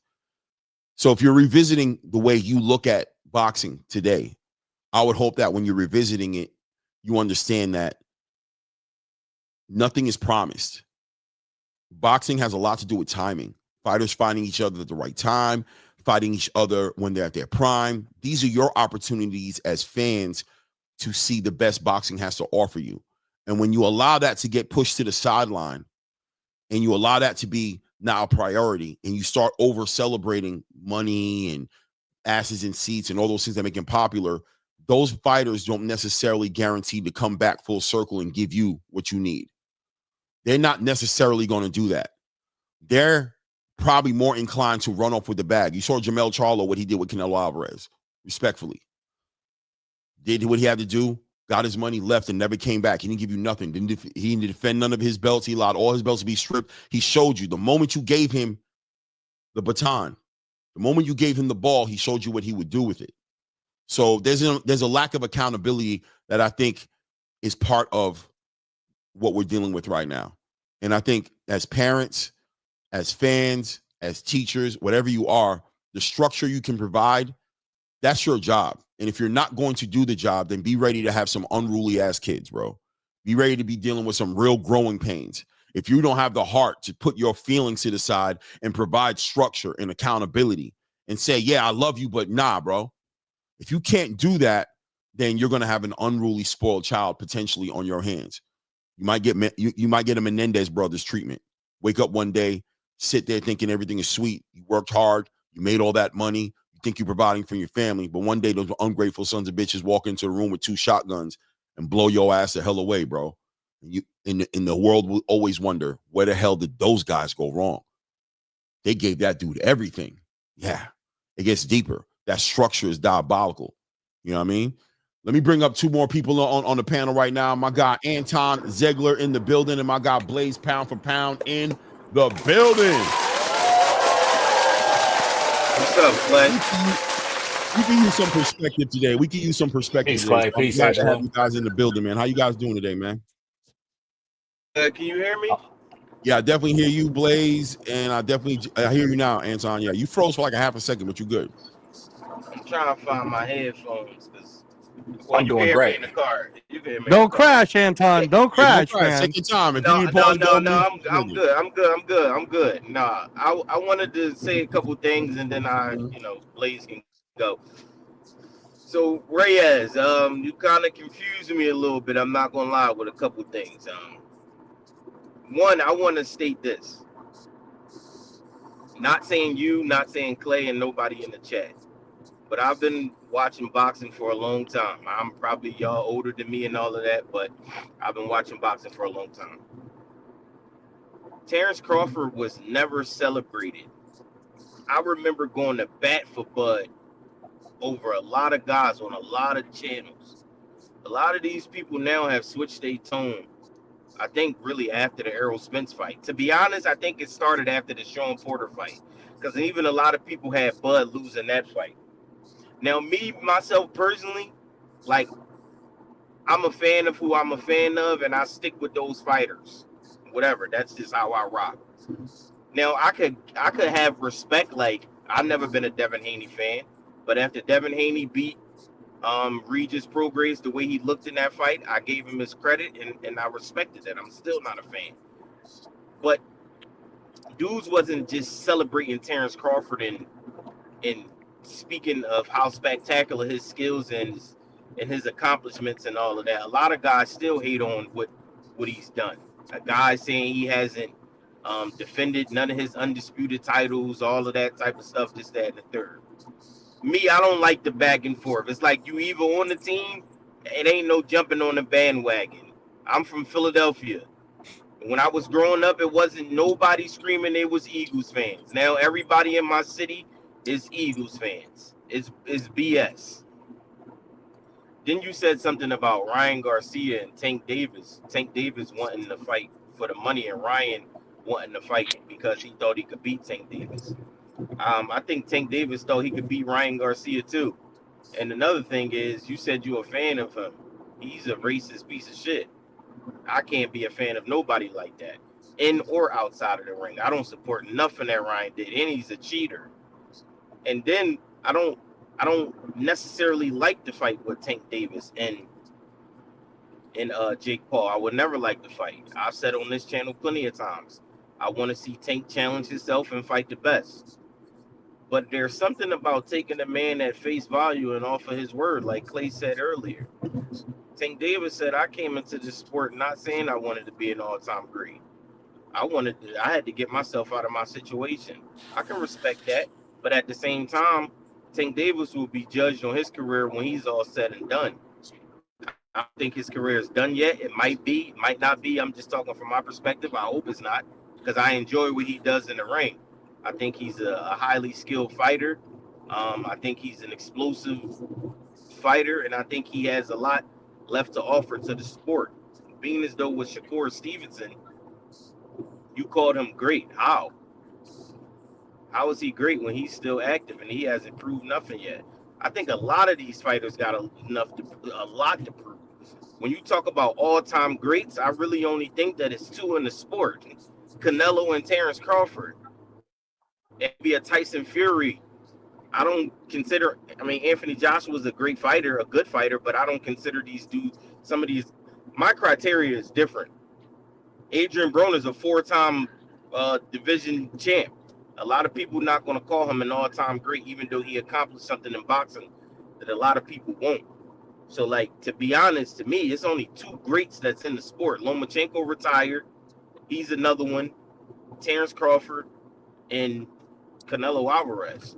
And you can't forget Usyk. You can't forget Usyk.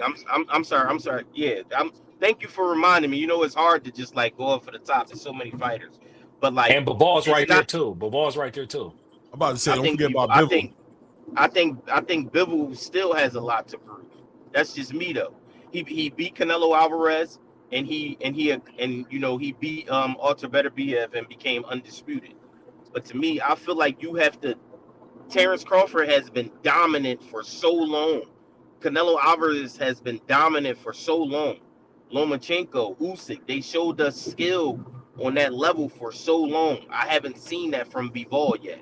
Before the Canelo Alvarez fight, a lot of people wasn't even mentioning that man's name. So I just feel like he got a lot of work left to do, but he might go down as an all-time great. But to be honest, just like in basketball and football and a lot of, we throw that superstar word around a lot too much, and it ain't too many superstars. Trust me, it's not. Some of these dudes don't even show up when they supposed to. But that's all I had. All right, no, and that's cool, Anton. And I like. Before you respond, let me just shout out to Round One Sports. Talking to boxing. That's my guy. To another guy who's an acquired taste, but I rock with Round One, man. That's my guy, Edwin, man. Edwin was also there at that press conference, and he had some questions too at that press conference. He was also okay. I missed the question. Okay, that's cool. Right. I missed that. Cool. I missed Edwin do his thing. I didn't watch it. Yeah. He was there I missed that too. I missed that. Just Anton, when one of us. Oh, sorry, wrong one. When one of us, and I consider the content creation space a bit of a dysfunctional family. You know what I mean? Even the ones of us who don't like each other and the ones that, you know what I'm saying? But, I happen to like Edwin as my guy. But whenever I see one of us out there in these spaces, get that recognition, get an opportunity to represent us in those spaces, I always, celebrate those guys because, I need to do the same thing. We all need to show our presence in these spaces and their representation of us. That's why I can always celebrate in showbiz, even whether people like him and they don't like him. I don't really care all the way. I appreciate his success. I look at his success as a success for the content creation space. I look at his achievements as potential for any of us to do one day, that we can all, he's laying his own blueprint to a certain degree. We all can't follow it the same way. We all have our own things that we do, but he's a representation no matter how big he gets. Once he finally hits that 500,000, he gets that million. He's a content creator who did that. He's not a school journalist. He's not working for ESPN. He's not working, you know what I'm saying? This guy came from the ground up as a fan, just like we did. And he decided to open up a camera and go on YouTube and talk on boxing. And it took him to a place where he could take care of his family. As a content creator, I can resonate and understand the work that it took for him to get there and appreciate his presence in the capacity that he's in. And Round One happens to be one of those guys as well, man. Shout out to Round One Sports Talk. I'll give it back to Angelo though, so he can respond to Anton, and then we can send it back over to Blaze. I know Blaze wants to speak. Yeah, I'll try not to take too long, Blaze. I'll try not to take too long. Do your thing. So no, first of all, Anton, and this is one of the reasons why not only did I start showing up to Clay's show, but we've become fast friends, is because a channel like this gives a space for anyone to say how they feel. Because the one thing in common we all have, if you're listening to us right now, if you're on the chat, if you watch the replay of Claymore Reigns' channel, right? If you pay attention to ATP, is you are passionate and you love the sport of boxing. So even more than the ones that you rock with, Anton, and I know you rock with, because you from Philly, man. I mean, you want to talk about fandom, bro? I'm a Raider fan, and we've been losing forever. And I still rock with the Raiders, even though our asses are getting handed to us. So I feel you on that. At the same time, though, brother, I love football. All right? I'm not going to not tune in a Sunday NFL or a Monday night game or a Thursday night, right? I'm watching any chance I get a chance to watch it, I'm going to watch college football because I love the sport. And I believe that for the most part, everyone is like that. And someone like yourself is like that. So let me respond to it in this way first. Okay, let me respond to it in this way. When we talk about Adrian Broner, and you can go back 2 months ago when I said this on Clay's show, I said, if Tank Davis continues to do what he's doing, right, he'll go the trajectory of Something's going on with the sound. Angela, your sound went out right after you said Sound went out. Trajectory. Is my sound back on now? Yeah, yeah, good. Okay. We lost right, you at okay. he'll go to trajectory. Okay, sorry. So with Tank Davis. So I retract that statement now when I was saying, well, if Tank keeps going what he's going, he's going to be Adrian Broner, because Anton is right. The thing about Adrian Broner is that he did accomplish all the things he accomplished, and on top of that, the reason why he has those losses in the back end, like it, hate it, say what you want to say about it, is he at least was fighting real fighters to try to fight for a greater, greatness for himself in getting the 147 title or moving up in weight and doing all of that, right? And when you guys try to celebrate Tank Davis, that's what I'm saying, is he's never going to be even close to what Adrian Broner did, because he never did any of that. Because he's 30 years old, and he would rather take the money to fight in a circus fight than he would do what Adrian Broner did, which was move up to 147, even if you're going to lose. But at least go try, right? At least go try. Because then that's what I was trying to say before. We weren't talking personalities, Anton, more than we were talking about, as a fighter, what have you put into the sport? So when I said I like Ryan Garcia, I was talking about the sense of how much effort he puts into the sport. I'm not talking about his personality, because if we start talking about personalities across the board with all the fighters, right? You got to, you can either speak to it as a fan, which is fine. That's what we do in the NFL. I don't like Ray Rice because he hit a woman in the elevator, right? Well, I do like Ray Rice because he won us a Super Bowl. Like, those are the two spectrums of those fans, right? Okay? Raider, same thing with Raider Nation, right? We have to deal with the Henry Ruggs thing, which I had my opinion on a lot of Raider podcasts. Some people liked it, some people don't. So at the end of the day, when, bringing it back to this boxing space, right? I'm hard on Tank because the question was about the sport of boxing. And in the sport of boxing, you either respect it enough to be great, even if you're going to lose, or even if you think you can lose, or you can do what Tank Davis is doing, which is just go take the bag. So yes, I respect Ryan Garcia in the sport of boxing way more than I respect Tank Davis, even if I believe Tank Davis has more talent. Even if I believe Tank Davis is even the better athlete or whatever, I still, you have to respect the space of the sport more. So that was going to the question of that athletics and boxing and what I've seen. And I'm one of the people, Anton, so that you know, I defend Floyd all the time to all the casuals because I was actually around the man. And I saw the shit that he was doing without any cameras, right? So everybody was celebrating Jake Paul. Oh, he's giving out all these free shoes. Did you know that Floyd Mayweather would be doing that shit consistently? And not only did he do it consistently, when the cameras would be around him, Anton, he literally told them, go away. And it made me go, this is a side of Floyd that most people don't really understand. That the heel part of himself is a part of the show. But the real part of himself is there's an actual humanity to the guy where he does care about people and he knows what's right and wrong. And he's not just a taker. He's willing to give also. And I don't know Tank like that. That's why I can't speak about Tank like that. If I got to be around Tank and I got to see, oh man, Tank's helping all his community out, Tank, then I will defend Tank to the fullest. But if we're just talking about straight boxing, Anton, the sport that we love, bro, I love the NFL and I want to see the players play and I want to see the best versus the best in the NFL. I do not want to see a circus show. I don't want to see a circus type of NFL football. But I'll probably watch it. I'll probably watch it. True. That can't be true because they changed the rules to make the NFL a circus show. No. I don't want to make it an NFL discussion. But again, I'm responding to your stuff. All right.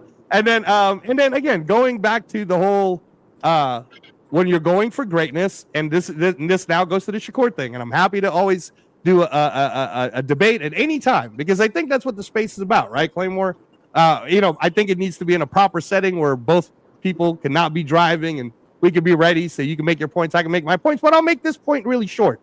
Shakur Stevenson's 27, if I'm not mistaken, and he's already won 3 world titles in 3 different weight classes. He's unified. He's one away from Adrian Broner, and he's undefeated. And right? He's unified in one of the divisions. And he's already unified. So if Adrian Broner is great, lineal champion, Ring Magazine champion. If Adrian Broner is one of the ones, then how can you not say Shakur Stevenson already is one of the ones? And I didn't even say he was one of the ones. Let me make sure that you understood the statement. You could read back. What I said is he's on his trajectory to going to be great. Right. That's what I said. And my gold standard for that is Canelo Crawford and Crawford beating his ass like me and Clay was talking about for months and I was getting called the clown about. Right? And again, people like us, Antoine, who the question was, what does Bud Crawford need from the fans? He didn't need anything from us because he was motivated to be great, Anton. All he wanted from us was the truth. And when he had people like you who rocked with him, even when others didn't, then you're the truth to him, right? And the people who hated him, he loved that even more. Because to him, he's like, great, that's your truth, where you're about to find out you're wrong. But that's it, man. That's all these fighters really want from their fans is their truth. So give them your truth. But at the end of the day, man, actions speak louder than words, and Tank's actions is speaking pretty loud. Crazy, diabolical. Salute, man. Thank you, man. I appreciate that, man. That was a nice little, I'm both people aren't going to walk away completely satiated, but that was good. That was good protein for the conversation. I'm also going to bring on my guy Ray Davis up in the building right here, real quick. What's happening? What's good, Ray? I'm gonna let Blaze go ahead and speak his piece, and then we'll bring it full circle to Ray. All right, bet. All right, bet. Hey, this is Blaze P for P. I got a channel, Blaze P for P TV. My channel is really just devoted towards Undisputed, the boxing video game. Right. But I come on all you guys' shows and I chop it up, right? Because I don't really have time to like content create and all that with all the work. I love boxing. I love playing this game. I've been playing with some of the best people on PS5. In fact, I went to Vegas. When I went to Vegas, my guy, Box Eyes View, actually won the Creators League tournament, came back with the WBC belt that was actually given to him by the president of WBC, Suleiman. Took a picture with Suleiman and everything. I need to post that on my channel, right? But I start off right here because this is the Bud Crawford area. If you go to my channel, I only fight with Bud. I only fight with Bud and Southpaw, right? And that's just indicated just how much I'm a fan and been a fan of Bud, right? But I'm a fan of Bud more so than what he does in the ring. And so let me I want to talk about Bud. I want to talk about Tank and Jake, and then I want to talk about just like generational errors. I'm gonna put it all together. So it's like I was born in 86, right? When we grew up, and I'm 39, so Bud's like 38. A lot of us, when we grew up, there was no internet, there was no phones. We was outside, we was playing, we was engaging, how we engage socially, right? And then also how we consume boxing, right? It was like an event. You had to get to a TV. Somebody had to have pay-per-view. You had to be there. There wasn't no replay. You had to watch it live, right? So those of us back in that day who actually experienced the sport, we experienced and consumed it in a different way. Those were definite moments. But also, we got to take into consideration the production and the investment into the sport of boxing. Boxing was a way bigger sport when we were younger. You feel me? Football, basketball, and then I said baseball and all these other sports, and there was no UFC. They wasn't boxing was way bigger in a sense of like culturally and then in America as far as what it meant. So even before our era, when we go back, my favorite fighters are Muhammad Ali, Floyd Mayweather, and Bud. And Muhammad Ali is one of my favorites. And this is going to why I don't like Ryan. This is going to why I have my issues with T.O. and all of that is because Muhammad Ali did it in the 60s. And just like all the greats in the sport, if we go back to Lou Alcindor coming in Kareem Abdul, they banned the dunk because of him in college, right? Just like with Ali, when he stood on his principles and all of that, stood and beat Liston, shouted out the Nation of Islam, went against anti-militarism, they literally stripped him of his titles in 3 years of his prime. He was the best heavyweight fighter we've ever seen as far as with the footwork and putting it together, and he rarely even threw body shots. He would just literally barrage individuals with punches and not get hit. It was the sweet science, right?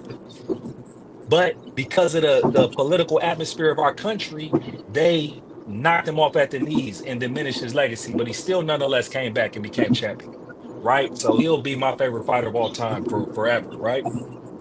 Now, fast forward, when we're getting into the 90s, this is when we got Floyd at 97 coming in from the Olympics, right?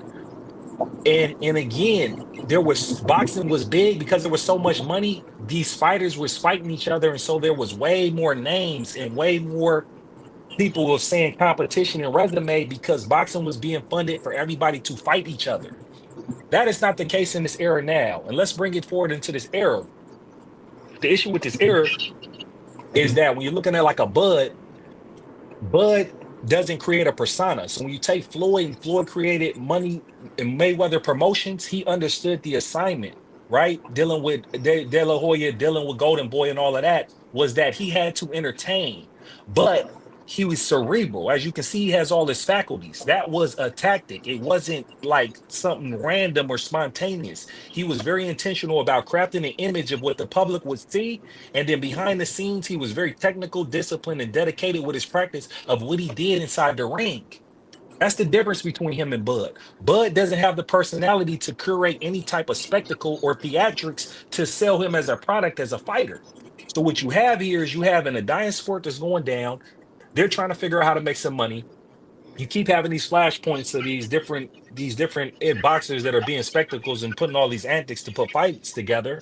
And then you have just Bud just grinding simply behind the scenes saying, look, I want to fight the best at whatever weight and let that speak for itself. So 35, he said 35.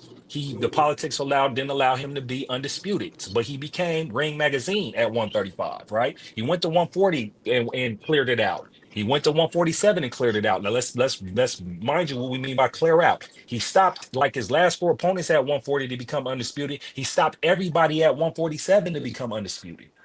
Then he goes on his journey to see Canelo and goes up 3 weight classes to beat him, right? And so, you're not gonna count Madrimov? No, that's why. No, because the reason why I don't count Madrimov, because Madrimov was really a tune-up. Madrimov, because Bud was talking about fighting Spence before he even fought Madrimov. He was already making it a point saying he wanted that fight. So Madrimov wasn't necessarily somebody that he didn't go to 154 to be undisputed. He went to 154 to get to 168. So you got to watch what he's doing. That's the thing. Everybody get caught up in the speculation and what the guessing why everything's going the way it's going when Bud's past been clear about what he's trying to do. He wants to be the best legacy. And maybe that maybe him might be entrenched with that. I think if you look at his upbringing, I think it's consistent. I don't think him being blocked in the politics, blocking in the sport, caused him to go down this path. I think it more so solidified him and made him stand his ground and stick to his principles of, look, all right, I'm going to run through everybody that I fight. And y'all are going to I'm going to demand your respect. You feel me? See, he's demanded the boxing world's respect because what he also did is he found when he cracked the code with the business, he looked at the whole landscape of boxing and he's like, hey man, who's the biggest active boxer right now that I can really get to? And when he cleared Arrow, that's why he was unfulfilled. He was like, damn, he cleared Arrow. 154 was gone. You see, and then Jermell Charlo went up and got worked, and he looked weak inside of the ring. He was weak. He literally didn't have no power. He literally ran. You see what I'm saying? So Bud was like, look, Canelo's the face of boxing. If I beat him, I get my respect. But you get both. You get legacy and you get respect because it's undeniable. Anybody can say what they want. Hey man, he went up 3 divisions. He beat the reigning 168 super welterweight champion who was 11-0 at 168, had 1 loss against Bivol during to be great. And then let me get to my third point and get with the youngsters, right? That was at 175.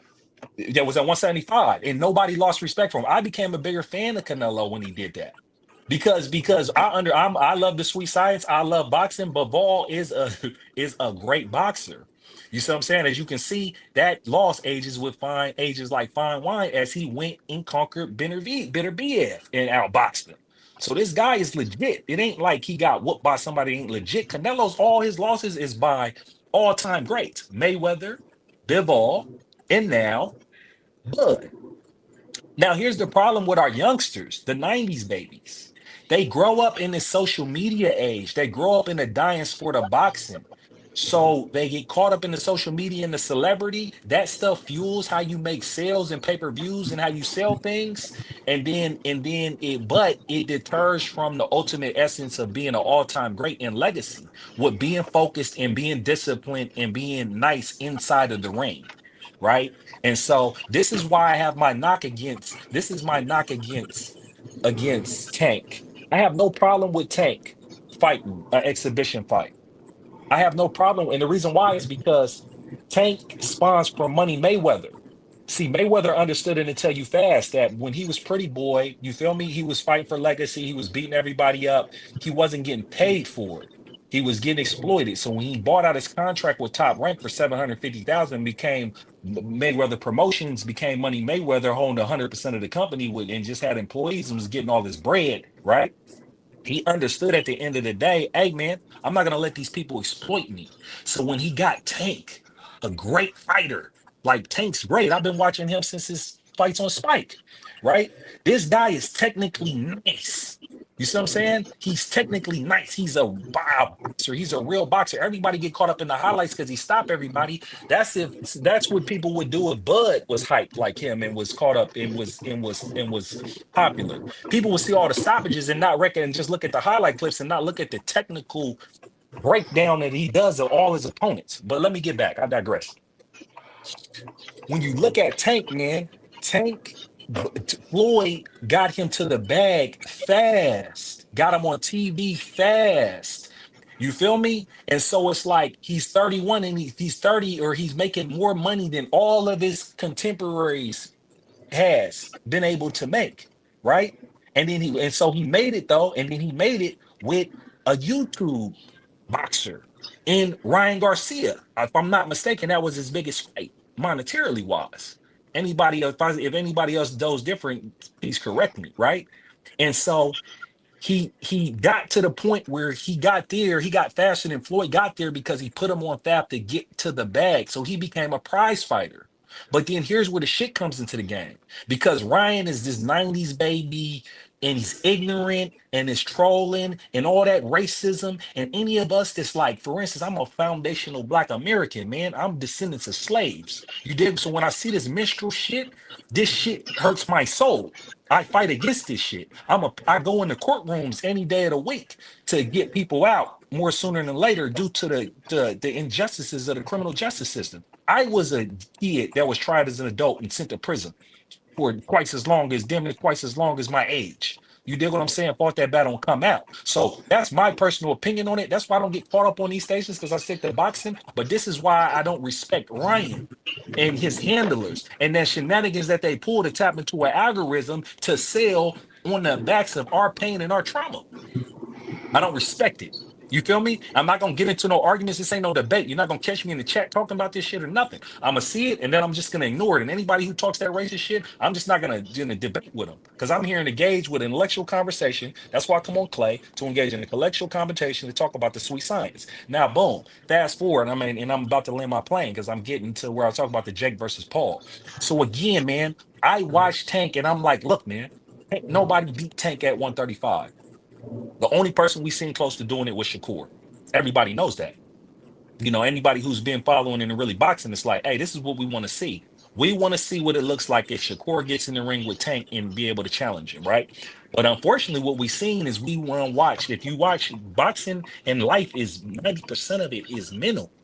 And we're watching Tank go through mental challenges based on life circumstances that is impacting his performance in the ring to the point where we fought Roach and he went to a draw. We know everybody would say, hey, that wasn't the best Roach. That wasn't the best Tank that we seen. That's what the argument would be made. I beg to differ. I mean, he got in there. I don't want to make no excuses. I think Roach is better than we thought he was, more so than Tank fell off in that ring. That's my opinion. That's why I wanted to see the rematch. But getting to this Jake versus Tank fight, that this is like I told you, my FBA, I don't respect it because it's literally a modern day minstrel.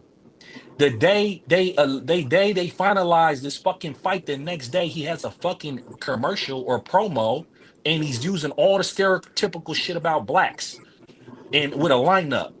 And then the character Jiraj's Tank is this little person with these tattoos and this little thug that he want to fight. All these fucking press conferences he keeps talking about, oh, you're in jail and this ankle monitor and all this stupid ass shit. I don't respect it, bro. Don't respect that. I don't respect Tank participating in that. I don't respect the people around him and anybody old enough to know how this shit go and how you continue to play into you create these spectacles to where the most eyes and you create these biggest moments to denigrate our people. You feel me? That's what I don't respect about it. If it's just an exhibition fight and he was getting his money and it's 100 mil and they was all doing it, I can respect it. But I don't respect how they're doing it. I don't respect Jake Paul how he's doing it. I don't respect none of this shit. Real talk. And like I said, I'm not gonna speak on it a lot because I'm not gonna be over here on these panels debating people about this. You feel me? Now I'm gonna get back to the sweet science, and so I'm gonna land my plane here. This is the Bud Crawford era. Bud did it his way. Bud, like I tell y'all all the time, there's a difference between when we talk about what's going on inside the ring and when we talk about going outside of the ring. Unfortunately, with the algorithm, when we get on here every day, because there's not fights that happen every day, we got to talk about a lot of stuff that happens outside of the ring and a lot of speculation and a lot of topics, right? But I have no problem talking about that, but I never lose track on the eyes on the prize of what's most beautiful about this sport. When two men step into that ring and dare to be great and put their life on the line in this skillful but brutal pugilistic sport. And I ask anybody who hasn't watched all of Terrence Bud Crawford's fights to go back and take time to watch those fights, because every one of those fights, he's surgical. It's boxing. He's never had a split decision. He's been hurt. You can say Green Machine dropped him. At first, I used to say he didn't, but then when I watched, there is that punch, and then he grabs him, and then he stumbles. Hey, that could have been a drop, and then he eats him, right? Gamboa rocks him. He comes back and eats him. They tell him Porter's up on you. He comes back and eats him. This is what I'm telling you, like why I like Bud Crawford as a boxer, as we're talking about being all-time greats. Now, I'm gonna let my plane here. Unfortunately, with Bud, like I said, the sport has not been funded for the best to fight the best. But as Angelo alluded to, if Turkey and them guys keep it up and they keep giving people bread and they keep lining up these matchups, then we might get into a new era to where we can start looking at individuals that are currently active boxers as really comparing them to have comparable resumes with individuals that we love and boxers that we love from the past. And with that said, bro, I'm gonna land my plane right there. That was official.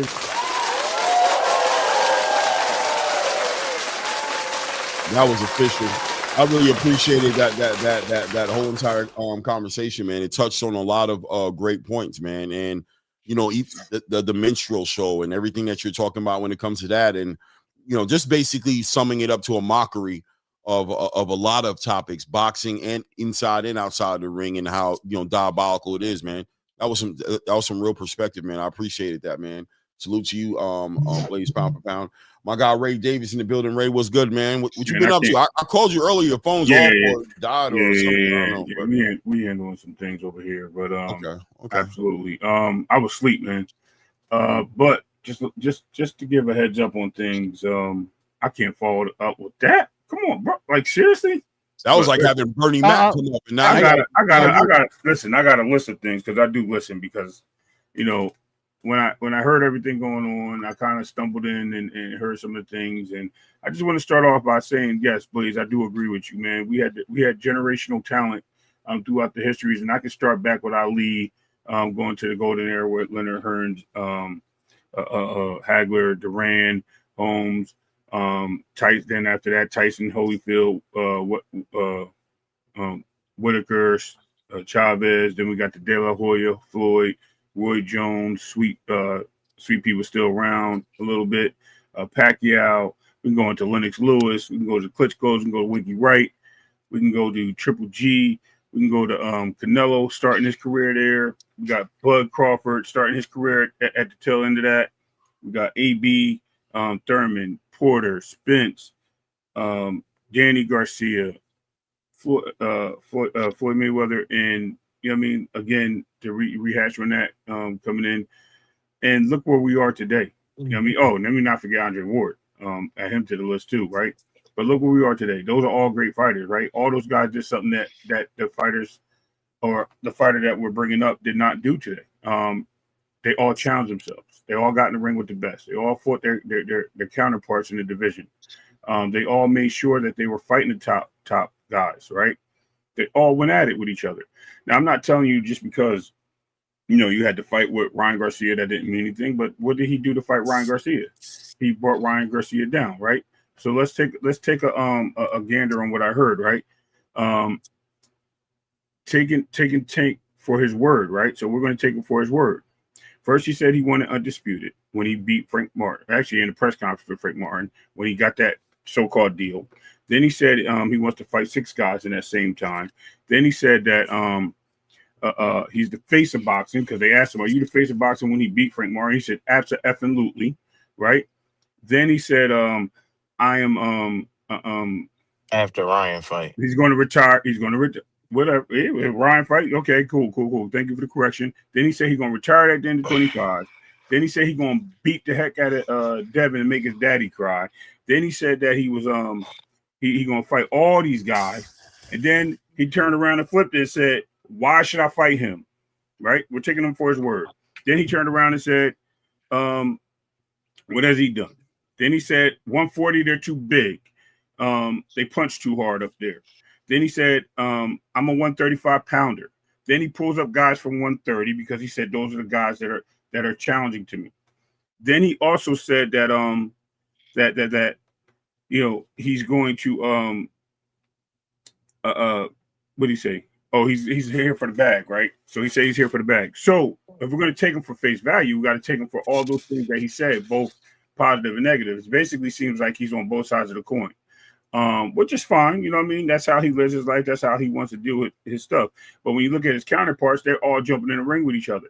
They've all challenged each other. They have all tested greatness, and they have all been unified. This guy held on to a secondary belt in the division for 5 years before he even got the opportunity to get elevated, when he had the opportunity 3 times to go fight for that WBA title, super.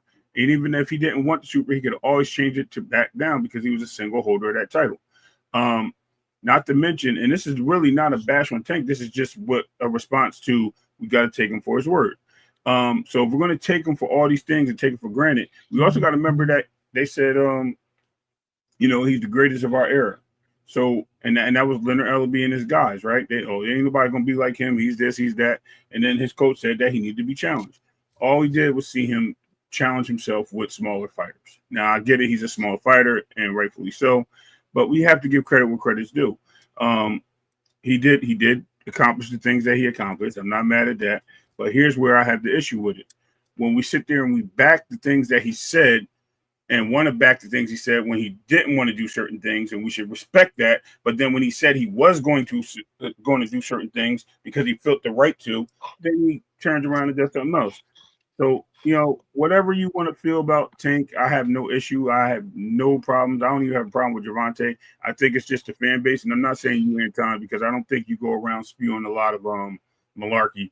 But there's a lot of people that speak for Tank, and I think when they speak for Tank, that's where the confusion happens. That's where the problems happen. Now, when you deal with this on a daily basis, it kind of turns you off, right? It kind of makes you say, okay, why is this? Why is that? When the man is clearly saying certain things and then he switches up, and regardless of him switching up, these are still the words that he are talking, not what people are thinking or what they think he said or what this is going to happen and why he said this, because I think he said and I think he meant.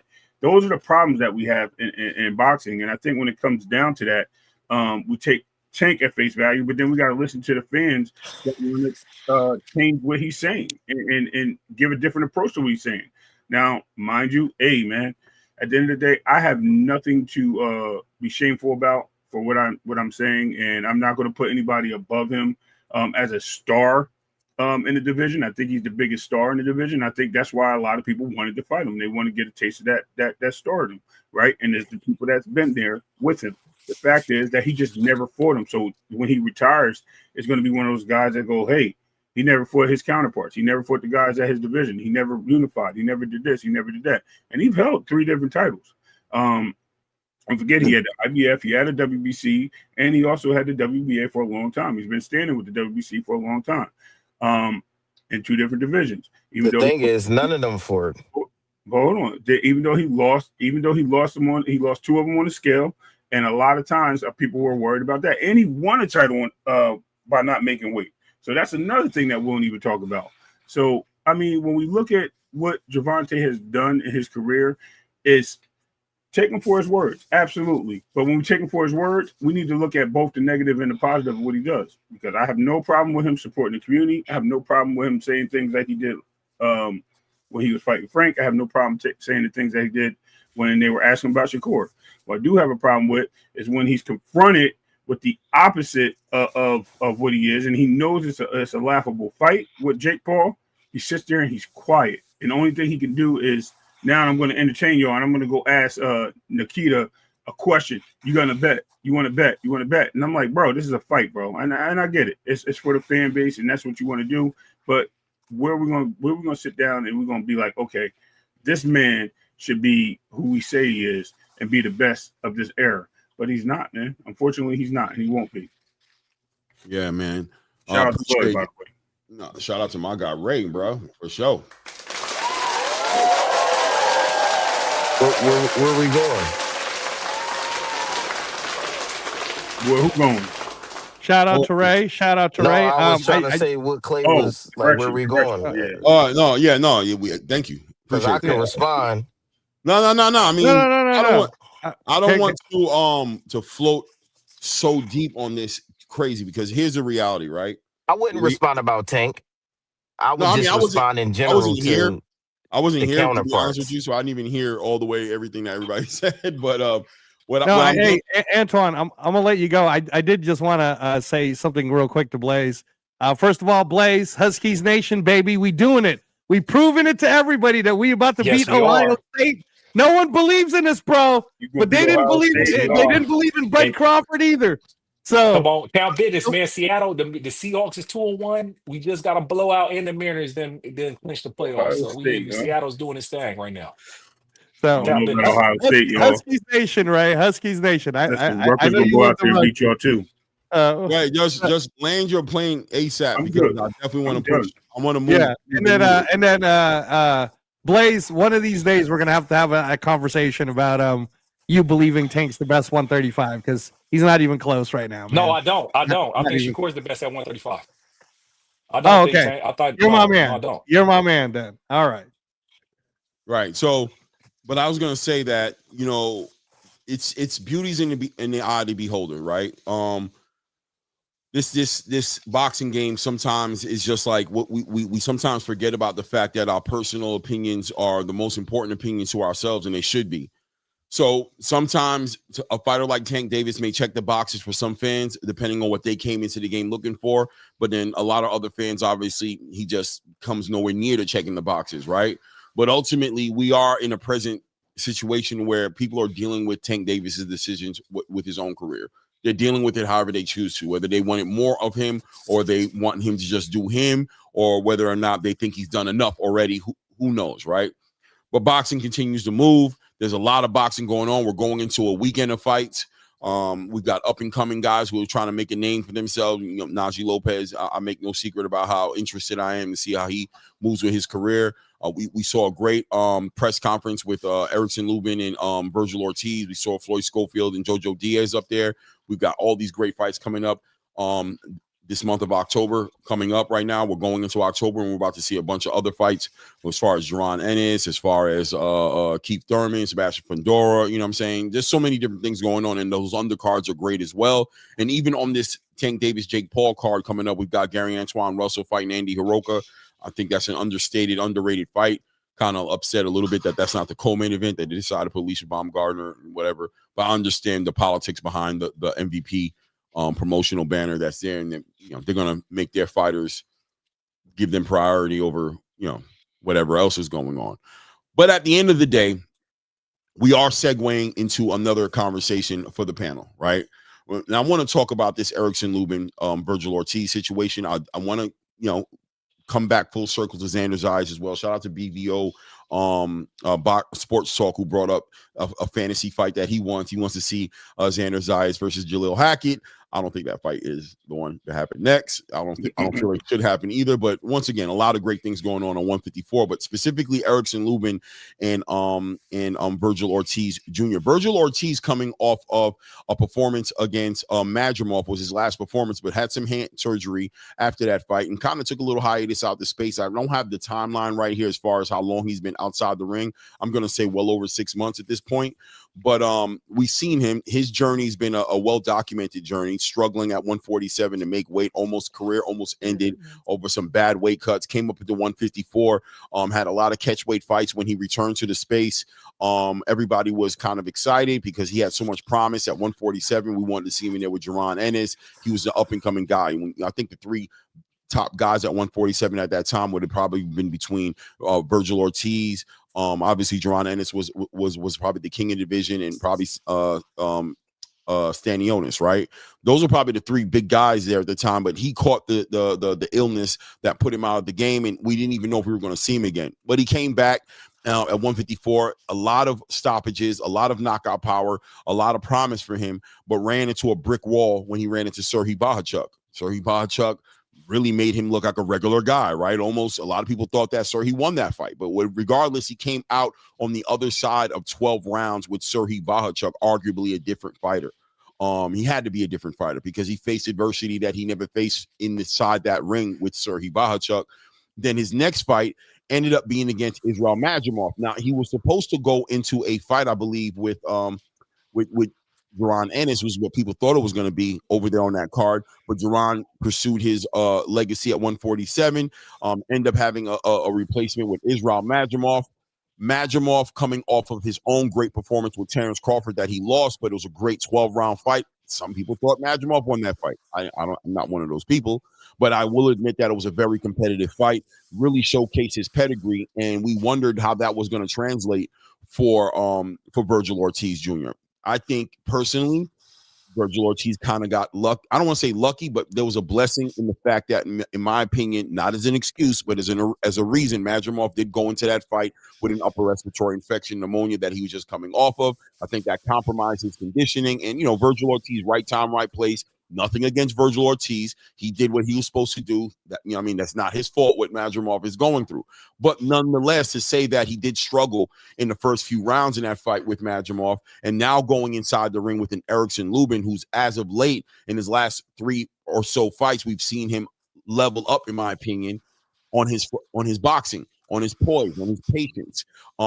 He's done pretty well. He had a questionable victory over Jesus Ramos, but still a fight that he was able to win based off of his boxing IQ, right? The fact that he was able to slow things down, and Jesus Ramos also didn't probably he probably could have put his foot on the gas and won that fight if he didn't take off those last couple of rounds, kind of like that Felix Trinidad, Oscar De La Hoya situation may have happened in that fight. But still, we saw that Erickson Lubin was changing. He was evolving into another fighter. Then he had another fight. I can't remember the guy's name, but another fight where he boxed a little bit more, but also jumped on his, started to become a puncher, and he got a stoppage in that fight. Now, fast forward to this present moment right now, jumping in the ring with a Virgil Ortiz Jr., who may be susceptible to a good boxer, but at the same time, he has the punching power to really, neutralize Virgil Ortiz if they get into that type of shootout, which very well probably is going to happen. Here we are, these guys about to meet up in October. I'm interested in the perspective of the people up here. I think the fight's getting looked over by some casual fans, but I think people who are more dialed into what's really going on in boxing understand that this is a real potential super competitive fight that's going to be in front of us, and either one of these fighters can derail each other from where they want to go to. Virgil Ortiz clearly having a lot in front of him as far as Jerron Ennis, championships. He's an interim WBC champion. Golden Boy has a lot invested in him. This is a big fight for him, but is Erickson Lubin the perfect candidate to derail Virgil Ortiz from where he's trying to go to, or is he just going to be another stepping stone for Virgil Ortiz Jr.? Yeah, no, I was just going to say, Clay, that 154, as we discussed on yesterday's show, is the hottest and most competitive division. Mm-hmm. I think that, we got to call a spade, that Virgil Ortiz is not champion level yet, but he's one of the top contenders.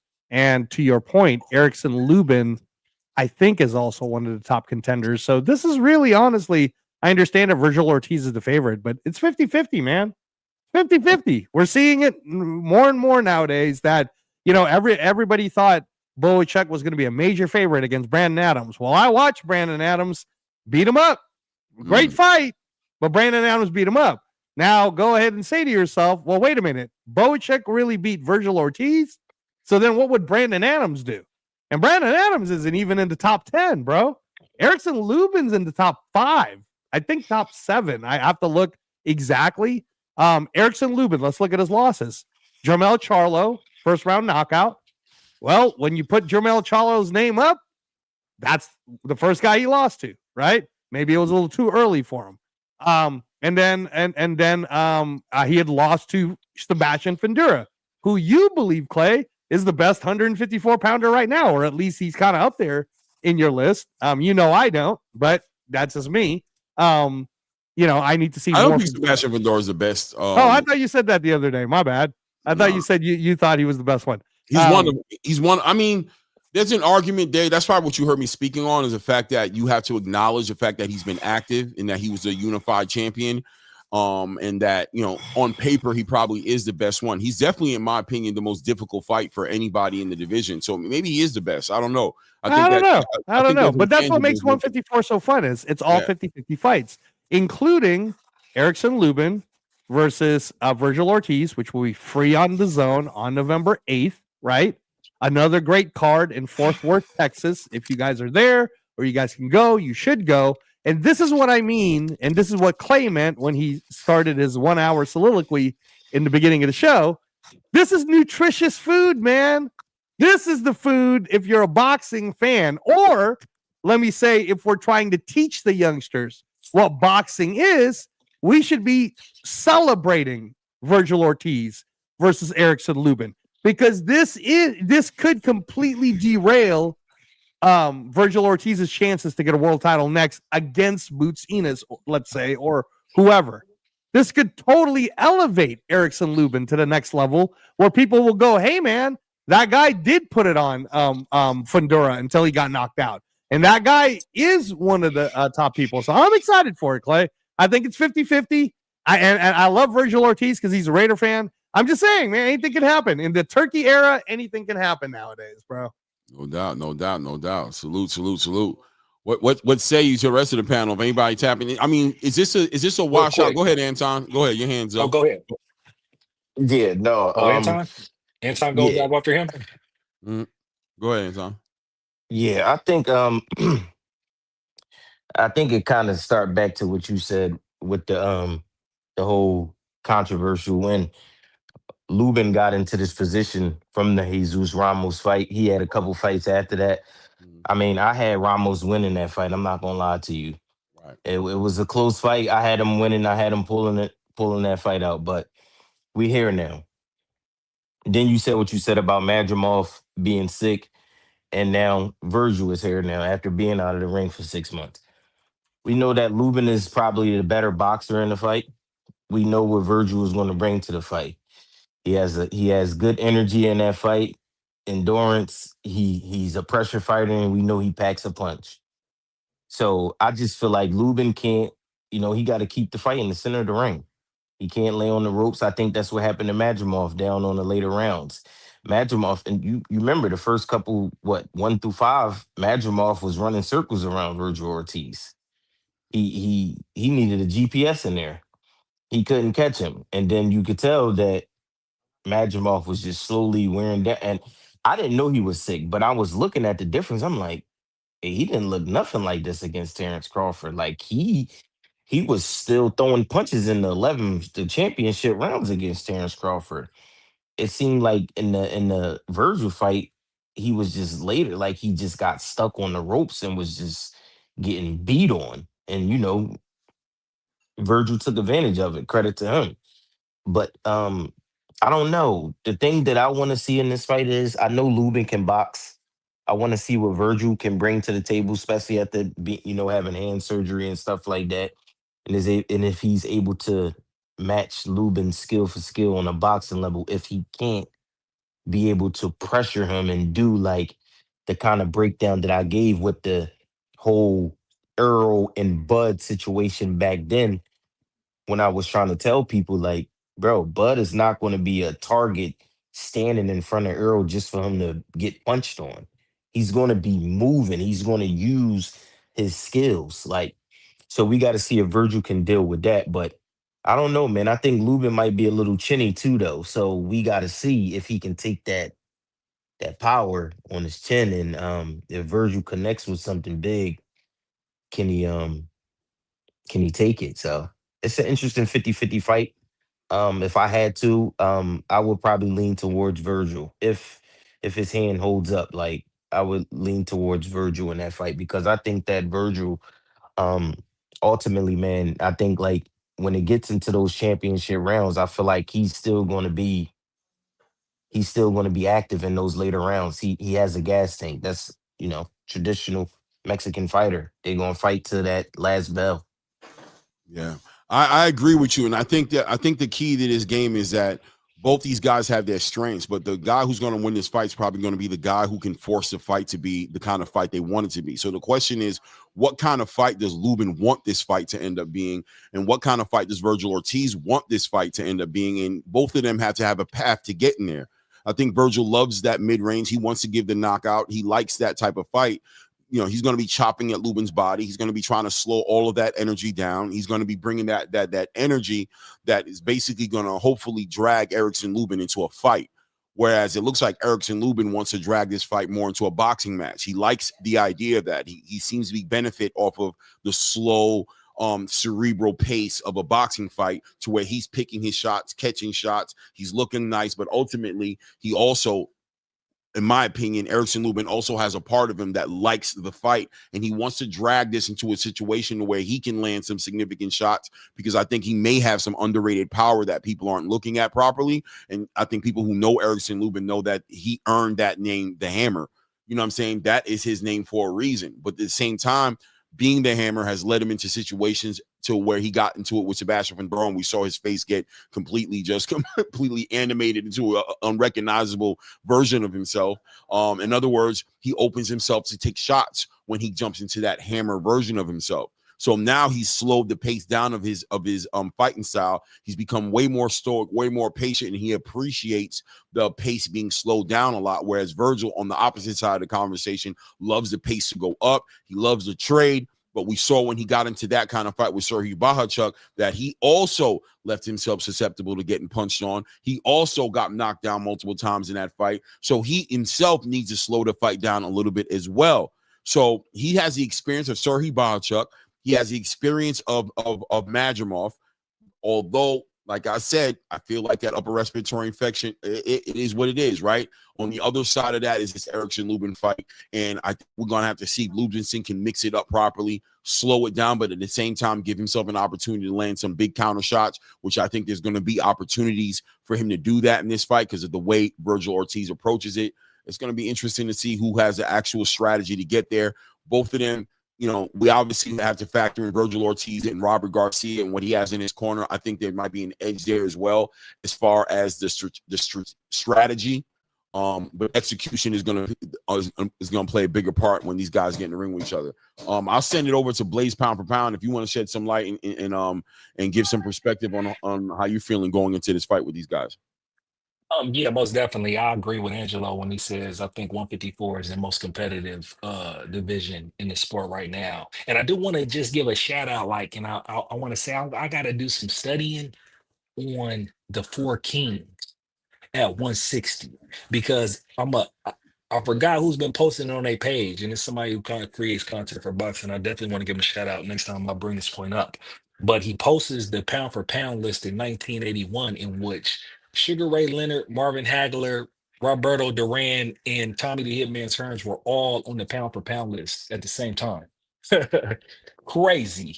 You feel me? Crazy type work, right? You feel me? And that's kind of like the, you know, some of us, you know, that are older, it's like we want that old thing back in the sense of, you know, them guys being that great and them guys all fighting each other and the politics not getting away. Because I think that's what's going on with the sport right now is we're rushing to call people ducks when they ain't fighting each other.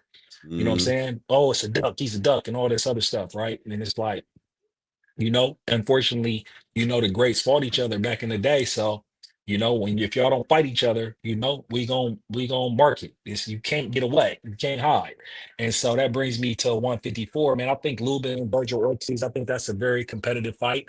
I'm gonna go back and look at some Luben fights, look at some more Virgil Ortiz fights, just to get their tendencies in the ring, so I can get a better assessment of who I think might win and who I think might win by what wide of a margin. What I would say is that, like you say, you got Fundora at 154. You got, you know, I'm not gonna even bring up Jermell because Jermell and him's talking about fighting Spence. So, you know, he's not necessarily in the mix right now for these young kids this down here at 154 doing their thing. And then, you know, Boots coming in here, you know, coming into 154, right? Because I think the collision course is expected that Virgil Ortiz is supposed to handle his business against Luben. Boots is supposed to handle his business, and then maybe we can get that fight between him and Virgil, but Boots and Virgil Ortiz. And so, you know, I'm really liking what's going on. Like I said, at 154, I'm Fundora. I don't expect Fundora to not beat Thurman. Like, I don't really like that fight. I think it's in the sense of, you know, Thurman's one of the guys. I mean, not Thurman, but Fundora is one of the guys right now. And if we're really talking about, you know, who's got these titles in unification, you know, Thurman's not in the mix. You know, so, you know, I respect them fighting. It's glad to see him back. He's ring rush, but I think there's levels to it. And I think him going up against Fundora, I don't think it's good for his health, in my opinion, respectfully. And there ain't even no knocking against Thurman, you know? It's just I respectfully. think He he's ain't been trying to in the get a ring. payday. I mean, and he is, and rightfully Yeah, so. but I think he at the, deserve it. I think he deserve it he though. deserved But he doesn't deserved he it, but deserve a at what fedora though? cost? Do you want to get slaughtered getting it? You feel me? Like, do you want to be remembered getting slaughtered? Like, let's remember, like, Thurman, That's man, what's true. his losses? His losses is against Pacquiao, that's it. Pacquiao. That's it, That's one it. time. You feel me? He So got it's one like, loss. I don't know what he did in his career to make him inactive to where we find himself, you know, in this situation where he only has one loss against all-time great, and you know he ain't been competitive and he ain't been here. So, like I said, respectfully, I don't got nothing bad to say about Thurman other than his inactivity. You That's know, one thing and I do regret though, that we never got like a Bud and Thurman or Spence and Thurman at 147. Man, I will always. That's one fight. Either one of them that I wanted to see. Either one of them fighting him. I yeah, think but at the end of the day with Thurman, what we're looking at is a fighter who babied an injury, and Yeah, was looking to yeah, find himself in 100%, and it never happened, and time didn't wait for him. As he was babying it and kicking the can down the road and giving false narratives of these guys not being worthy in their own way or not doing enough. The reality is that boxing kept on moving and went right past Thurman. He probably could have made a lot of those fights, but he would have to make those fights happen at 70%, 75% of who he actually is. He kept trying to chase down full recovery. It never came for him. And while that was happening, boxing kept on moving, man. And before he knew it, he was a relic, stripped of all his titles. Errol Spence went and picked him up in his own different ways. Then Terrence Crawford came in the division, picked up himself a WBO title. And before you know it, he was sitting in his living room watching an undisputed champion being made in the division.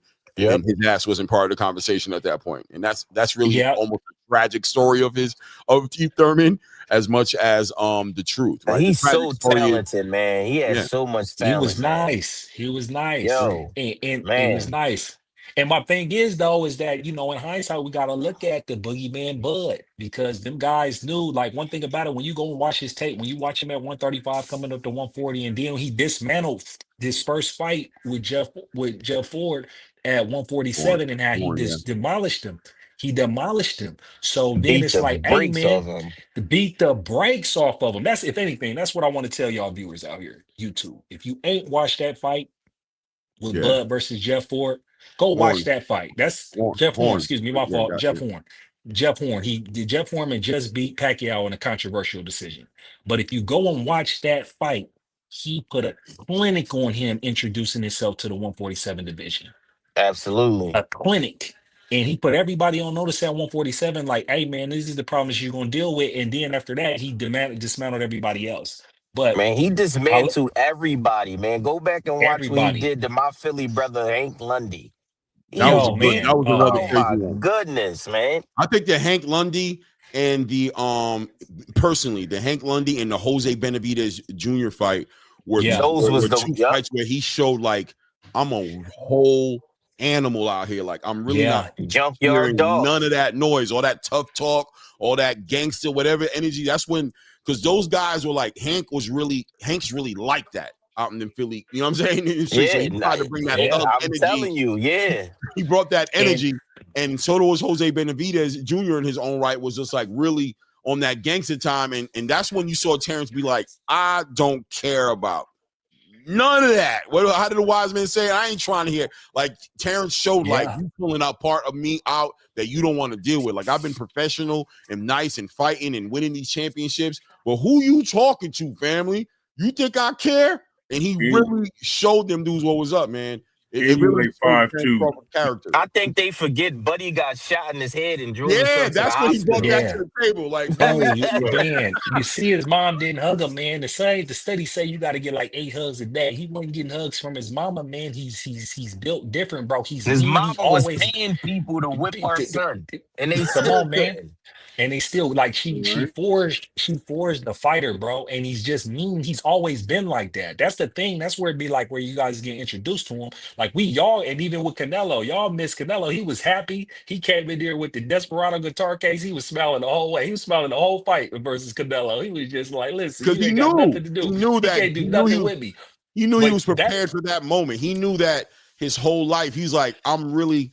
There's just something about knowing who you are, and what you see in Terrence Bud Crawford is somebody who had a real knowledge of self. He did, and shout out to Angelo Reyes who talked about it, but he didn't need the validation of nobody because he'd been through too much to allow an opinion of a bunch of people to steer him. He's like, bro, you're not going to convince me I'm not who I am, bro. I've been through everything. Shot on the wrong side of the politics.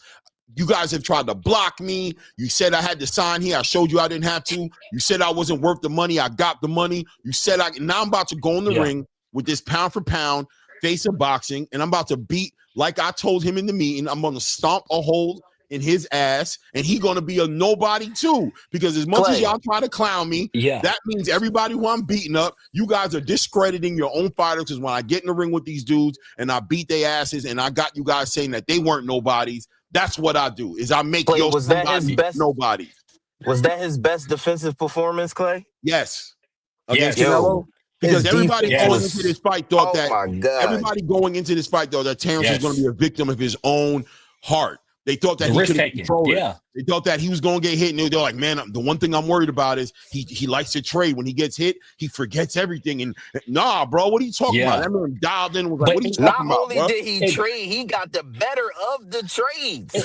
and look, like you said, now he got the better of the trades, but it was so controlled because Bud was still Oh my Bud. When God. Canelo hit him, he still came back. That's one thing we know about Bud. You sock Bud in Exactly. his face, Bud's gonna try to sock you back. So even when Yep. Canelo socked him, he socked him back, but he was smart and picked his spots. And then you already know, like I think it was that 9th round exchange where he Yeah. just Oh my barraged him. goodness. And that just That was listen, the man, it's clearest just round of the And fight. after the headbutt. And yeah, after the after headbutt, right? I want no, people to I think it was understand. before the head. That was Yeah. before the headbutt. Then he got hit, but then after the headbutt, he worked him. There You're was a right. You're barrage right. of You're right. punches that caused the headbutt. That's what caused Canelo to cheat. Canelo got barraged and then rushed him and headbutted him. You feel Remember me? Bud hit him with that hook and Canelo had that look on his face? Oh my Yeah. goodness. No, And that fight so was that fight was just it is what it is. I want to land the plane here because I want to But let yeah, Ray let, get let it. me land my plane real quick. Yeah, Yeah, let me land land my the plane. plane back to I feel like Ray 154. cook. So what I want to land my plane with 154 is this. I think, when it comes to 154, and just when it comes to, this particular boxer's career, man, Boots is next. Boots is it. And one thing I would say Yes, about Boots is sir. this. This is what I would say about Boots. People talk everybody talks about Boots, all this stuff, speculation, who he fight, who he don't fight. But if you notice, Boots don't talk. Boots just fights his fights and wins his fights. You see what I'm Yeah. saying? And Boots has high IQ, and Boots is got the same questions that we had about Bud. Yep. Can Boots be defensively responsible? Because sometimes he don't be defensively responsible. But as I land my plane is in Boots' defense, he tests a person's power early on, and he eats punches by individuals that don't hurt him. I ain't seen him get into it to where somebody hurt him. And I think, man, I'm interested to see, man, with Boots, because Boots is fighting in at 154, and if Boots perform and continues on his trajectory or keeps the trend like he did standing on this, listen, man, we're gonna be talking about Boots being the guy at 154 and between 154, 160, and all of that. So I'm gonna let my play right there. No doubt. Ray, it's your stage. Have at it. First of all, let's get back to 154 and talk about these brawlers versus boxers. I love the Luben conversation. I love that y'all brought that up. The problem I have with Lubin is Lubin's going to find himself. He does. It's not. He's going to. I can't predict the future, but he has found himself fighting the brawlers fight multiple times, multiple occasions, because I think he gets too hasty. He doesn't show patience, and he always finds himself reluctant to be the stronger puncher. I don't know if it's frustration. I don't know if it's somebody hitting him hard and he feels that he can hit him harder. Whatever the case may be, he always finds himself brawling with his opponents. Another thing I like to point out is that Virgil's a come forward fighter, and I don't think Virgil is more so of a bruiser as people want to give him credit for. I think the problem with Virgil is he wears you down. He attacks the body, he knocks the wind out of you, and he just keeps going in until he wears you out. And once he wears you out, the batteries start depleting, and your cell phone don't work no more upstairs. Then he goes for the knockout, and I think that's where most of his fights were won given victories, right? Then the division alone, you got the Fendoras, you got the which I think he's probably the most dangerous fighter to fight at the division. Then you have and it could be you know what? Maybe Bakram is, and then Fedora is probably the most difficult fight. Let's correct that. And then you have that's a sensitive topic, though, right, Ray? Like, right. I think difficult and the best. It's like, I said dangerous. I'm not gonna give nobody the best because we don't know the best right now. You know who the best is? Right. The guy who never lost his titles in a fight, and that's Gilberto Charlo. Unfortunately, he's still currently the best until somebody beats him. It doesn't. I hear you, Angelo. Listen, he's lost his fight, right? He lost one fight and he had a draw. And what did he do? He went back and redeemed himself and took those victories and became. You know what I want to see him do, Ray? And then I'll let you keep going. I'd like to see him fight Terrence Crawford in Nebraska. That's what I'd like to see. Listen, he just may. But like I said, until he loses again, he's still currently the best, right? Because you can't take anything away from anybody. That goes for any fighter that's been the top of the division if they never lost their titles to anybody. Like people didn't want to give Josh Taylor like Tio said, right? He was still the lineal champ. He was still, and if I'm not mistaken, the last lineal champ in the division was Josh. Charlo, right? So, oh no, you're talking about yeah. Right. So if that's the case, why would we take that away from him when he's never lost those belts? So yeah, if we're going to talk about the best of the division, which I don't really want to throw that out there because I think Charles been sitting for too long, it would be him. Then we can go into different categories of how we. Hey, Rachel, salute, and Rick Tim, salute as well. We can go into the conversation of who's the most dangerous fighter, who's the most difficult fight, who's the best fights to have in the division, who's the best boxer. Like, we can give those accolades out to all the fighters right now because there are different types of fighters in that arena at 154, which Clay likes to call the hornet's nest because there's bee stings everywhere, right? No matter where you go, it's somebody that can knock you out any day. Any one of these fighters can lose to each other.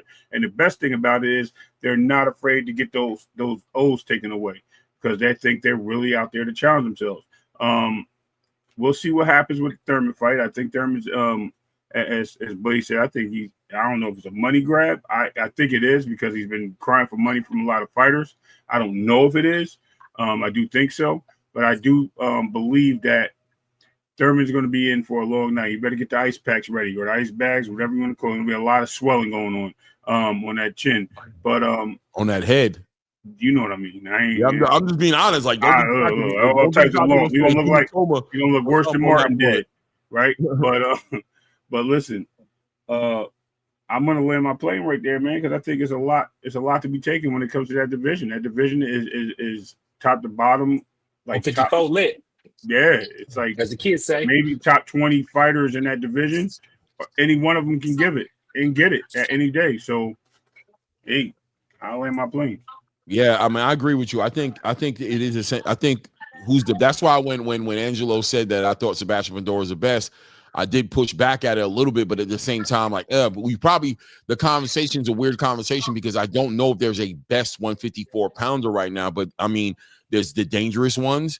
There's the more dangerous ones. There's conversations to be had there, and I think there is a hierarchy there, right? But it's still a hornet's nest, and anybody can get it, and that's what makes this Erickson Lubin Virgil Ortiz fight super interesting, or even a Brandon Adams and a Serhii Bohachuk fight. The fact that you look at Brandon Adams as somebody who just has been you haven't even heard from, but all of a sudden here he is, right? But that just shows you anybody at 154, given the opportunity, can show out because the division has a lot of stylistically fun fights that can be made based on the kind of fighters that we're looking at. I think there's an argument there to say that the standout, and you guys know how I feel about Xander Zayas. I think he is going to be a potential standout as long as he's there, because I think he's different.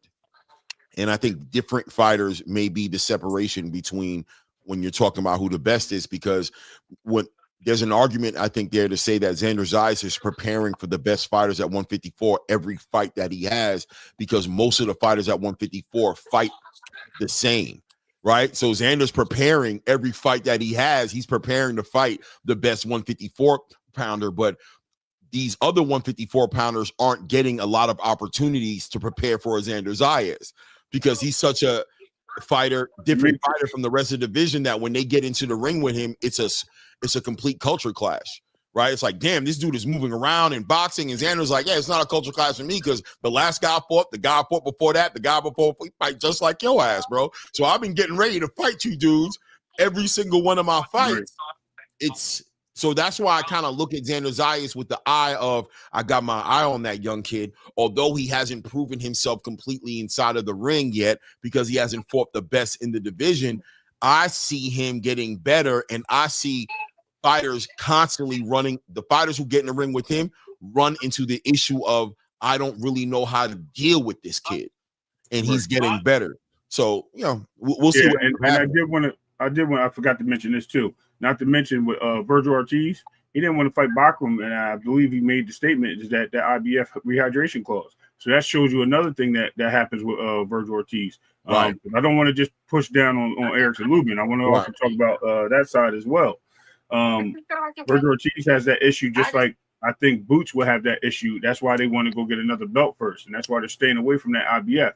A lot of people like to call it ducking or whatever the case may be. It may be, hey, and whichever way you want to look at it. You know what I mean? Discipline is a firm thing when you're in these divisions. And I think the discipline factor with these guys have shown that you have to be about that division, and I think that's why you have a lot of these guys that are capable of going to 160. And I wouldn't be surprised because even Xander Zayas, who's growing, said he if he don't get a belt soon or another opportunity, he may pursue 160 because he's a grown kid. The guy's like 6'2" right now.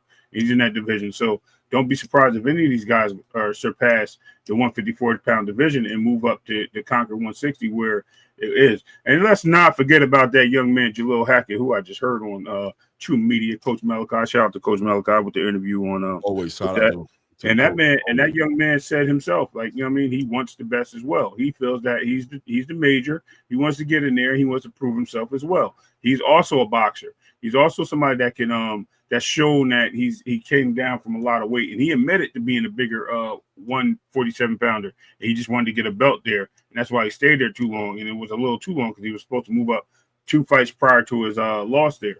So that being said, we have a lot of fighters in that division that are willing and able to take over at any moment, and it could just be a one-shelf win. And what I mean by that is they get a belt and they lose the next fight, and this is a round robin of champions in that division until we have a solid champion that proves they're the best in that division again.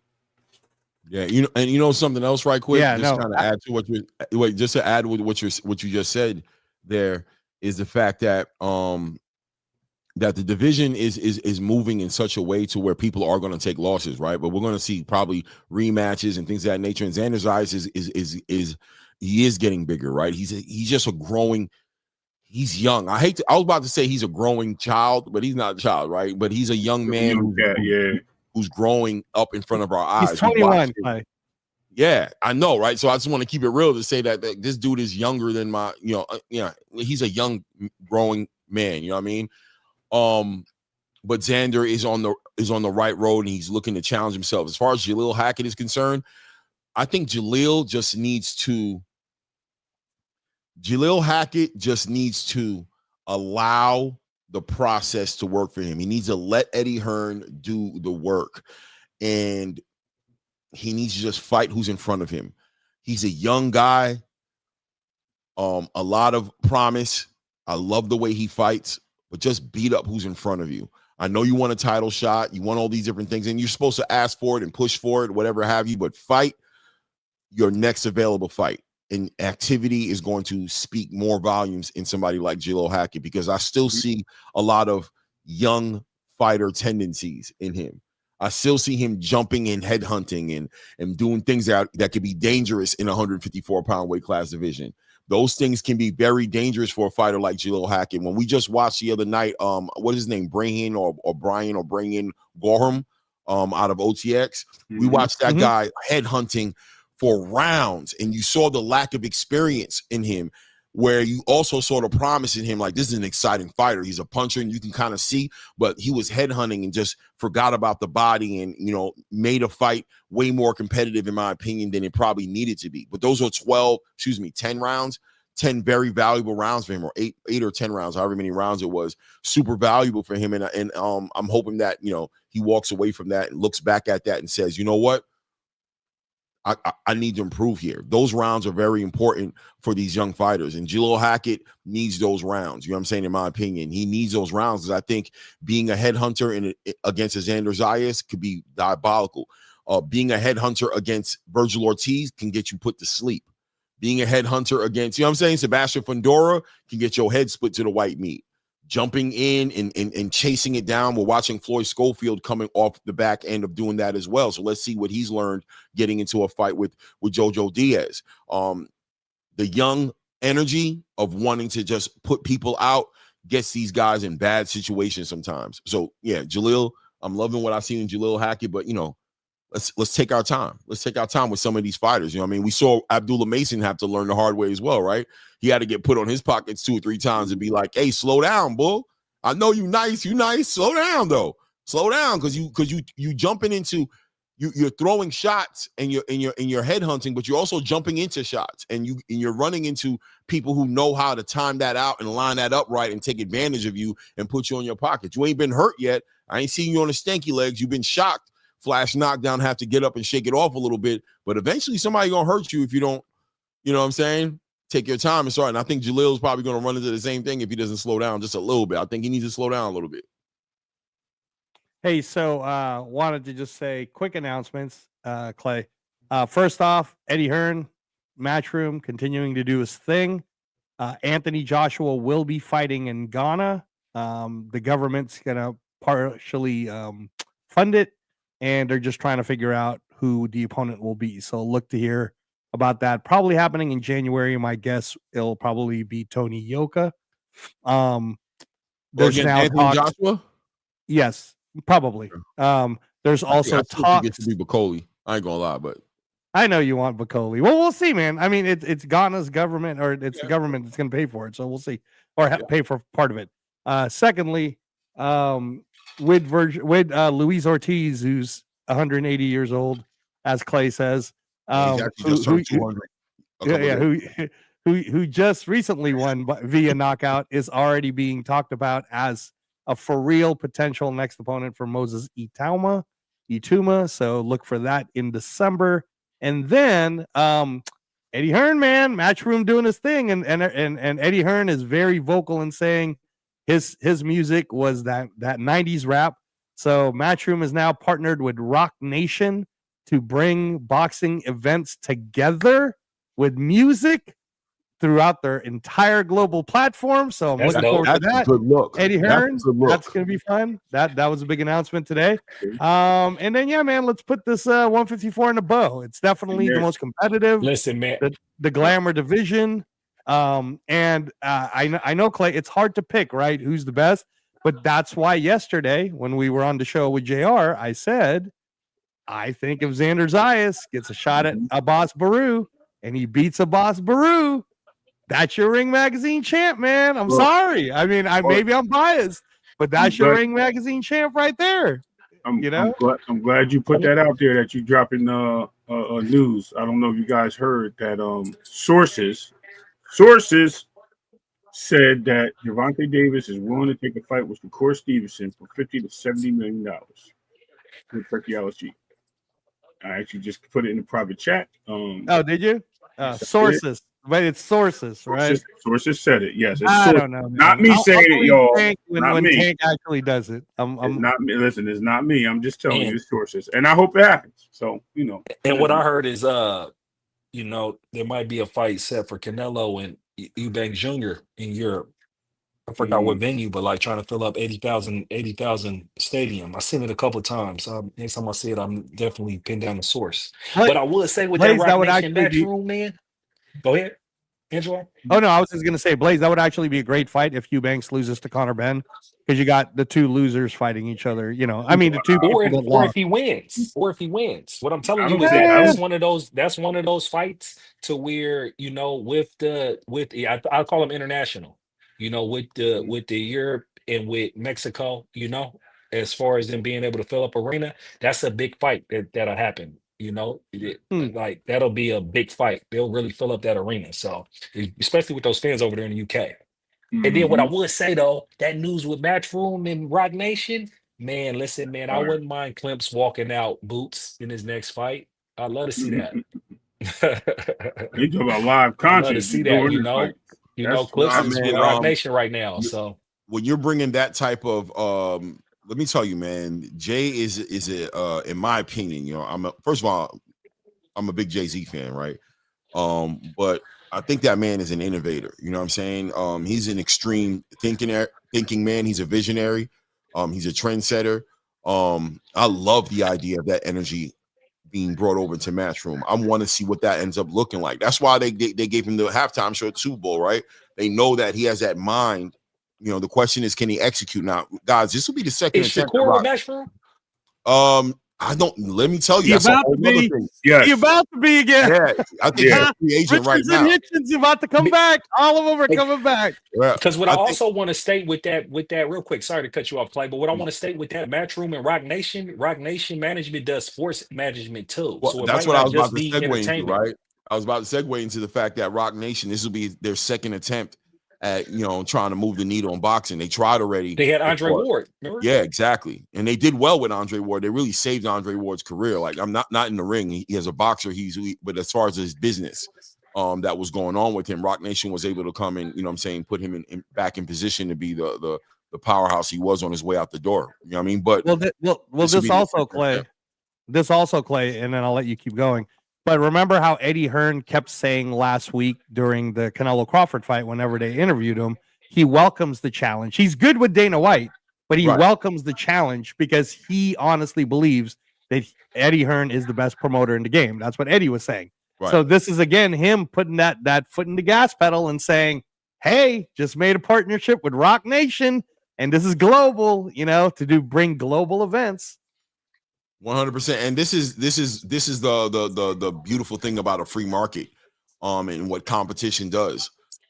Good competition brings the best out of everybody. And what you're seeing Eddie Hearn do right now is compete.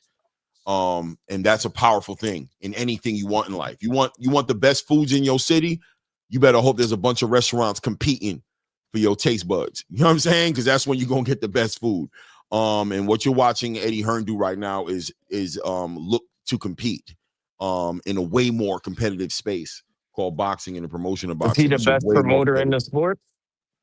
According to him, personally, how do I feel about it? I think he's there in the conversation. I think he's a top 3, top 2. Like, I mean, seriously, bro. Like, Eddie Hearn is, when you think about he might be. Yeah, I think he might be. I ain't gonna lie to you. I think he's the best promoter. It's hard to say no, Clay. I'm gonna tell you what Eddie got that.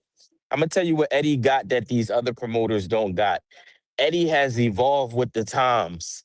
He has been able to use the social media platform in a way like how Oscar does his clapback Thursdays, but he don't do the same when it comes to his fighters. Eddie has learned to use the media to his advantage when he's promoting his fighters. He's a little bit younger. He's a little bit more charismatic than the other promoters, so he's able to blend into spaces. He's able to blend into spaces and basically, a lot of people. He does a lot of interviews as well. Like, he doesn't turn people away. He does interviews. He's from England. He's a good talker. American, we love a good England accent. Come on, he's man. he's charismatic. Like, so he really, No, you're right. I agree. He's lying. And he's a bit of a character, right? I should have put a pause in there, but you know what I mean. Yeah, Blaze, right? He's a bit of a character, and I think over here in America, we can appreciate a good character. We can appreciate a good, we love Top Boy. Yeah, you know what I mean? Yeah, we love Top Boy. You know what I mean? He's a fun champ. No, I agree with you. I think he brings that energy, man. And I think he might be the best. I see somebody in there put in Oscar. Let me tell you something that the one thing I like about Eddie more than a lot of other people. Eddie's willing to. And what I mean by that is he has a can-do attitude with making fights. He'll mess around and give you a great fight. He will mess around and put his best fighter in the hot seat and and people have yelled at Eddie Hearn and said Eddie gets his best fighters beat, right? Like, man, he's just no, what it is he's willing to give the fans a good fight for the right amount of money. Oscar, that's where he might be weak at. He will mess around and steal a fight from you. He will mess around and take a Floyd Scofield who's getting ready to fight Raymond Mortala for a championship and throw him in there with Jojo Diaz all of a sudden in the last minute and switch it, right? He will do that to you. So Oscar has it. He has the elements there. He's charismatic as well. His clapback Thursdays. He has all these different intangibles that's working for him. I think he's up there. But Eddie Hearn might be getting that separation with the fact that with Eddie Hearn's, he's gonna push for the fight. Right. He's gonna push for it. And I just want to say shout out to Antoine Ziegler for saying that, man. And you forgot to mention one thing. He was ahead of his times with one of the first apps out there to put boxing on the app. To put it out there to say that this is going to be the new way and the new trend of boxing, the way it's moving. Matter of fact, this is before all the networks started moving the apps. This is a long time ago. So he was already seeing it. Unfortunately, it backfired because I think he was a little too early. But you know what? Because he started it with the zone and the zone backed him on it, you know what I mean? All that money loss that they talk about. Yeah, he lost that money, but look at how he recruited and how he has moved and how he has worked with different places. Not to mention every big fight, even some of the other fights, you see Eddie in the building almost everywhere. I don't know what kind of plane he got. He might be on. He's traveling. You know what I mean? He might be on a airplane Concorde. points. His airline points is diabolical, bro. He might be on a Concorde because he flies everywhere. He's everywhere. That dude will be in Japan one night, in England the next day, and in New York City. We also got to understand that his dad was in the business of boxing, right? So I was gonna he mention was that, able to Anton. learn probably from those mistakes and able to see certain things, even though everybody probably thought the death of him was when DAZN cut his budget, but he actually was able to, bounce back from that and give us some great fights, and I think he will continue to give us some great fights, even if I like it. Even when you probably hold him to the fire for us not getting Wilder and Joshua and stuff like that, but not his fault.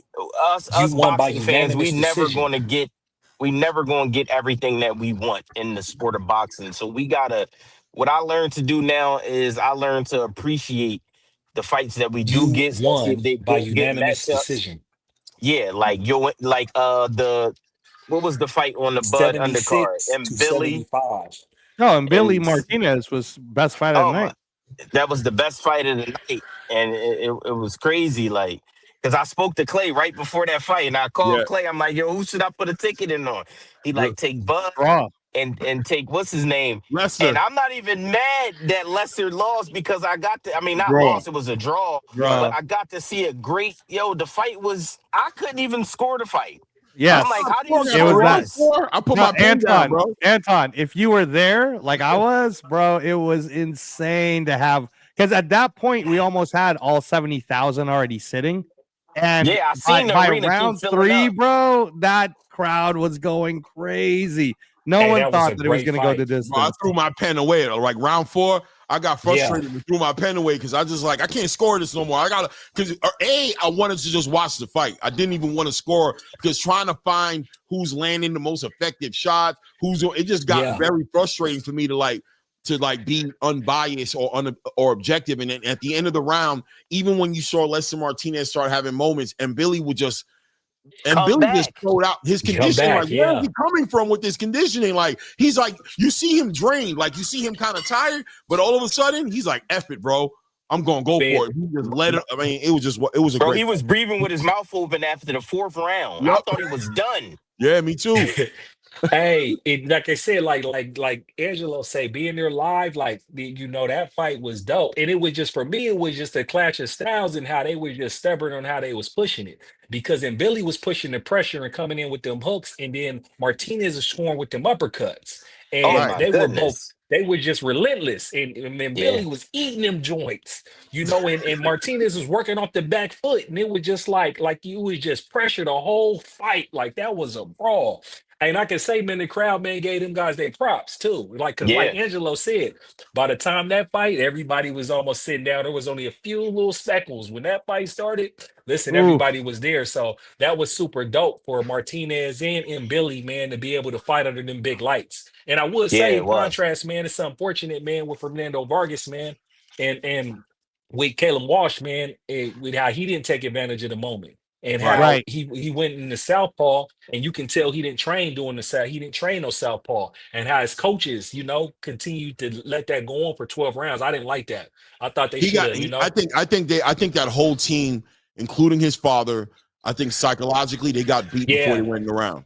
I think they froze up. They froze up. They was fighting out to lose instead of trying to win. They got caught up with the pedigree, bro. And they were like, they convinced themselves that you could see it. They convinced themselves that, hey, bro, Caleb is better than you, so you got to be careful. And he fought that way. He fought he didn't take no risk. He didn't take no risk. Exactly. He took no risk, bro. He took no risk. Right. Hey, and going back to one quick question, but before we walk away from it, that being said, going into the rematch with Lester Martinez and Christian and Billy, seeing 10 rounds, which should have been a 12-round fight in my opinion, but it ended up being 10 rounds. But seeing those rounds, So going into the rematch, which direction are we leaning towards? And in the chat, please share with me. Is it going to be, where's the separation going to happen? Who has more room for improvement? Who wins this next fight based off what you saw in that fight right there? Yeah. It's I where think makes So it's it first of all, on. Clay, Go ahead. first, no, I was just gonna say, first of all, Clay, with Mbili, he's already squawking that he doesn't necessarily want the rematch more than fighting up again. So who knows if the rematch will happen? This will probably come down to money. I know that the WBC ordered it, but They technically ordered it. speaking, man, Terrence Crawford's the king. So what does Christian Mbili care whether or not he loses an interim title? You know what I mean? So you might see a rematch, or you might see something like Christian Mbili versus Hamza Shiraz next for the interim. You might see, you might see Lester Martinez versus, someone else like Jaime Munguia got cleared of all of that stuff. So you could see Jaime Munguia versus Lester Martinez, right? I mean, there's again, but if a rematch were to happen, Clay, Right. I would pick Lester Martinez just because he's got a better team. I think all the onus falls on him. I think he has to change what he does because Billy's going to come in the ring the same way. He fights the same way every fight. And I feel like Lester has to. It's like he was stuck in quicksand, even though he did good, but he couldn't get. You see, he was nudging him, trying to push find a him. way to He make couldn't get out of his way. Let me get a little talk on this. Lester has to find a way to make separation, to create it. And Billy's going to be smothering him, and he has to find a way. And I think it's going to be footwork.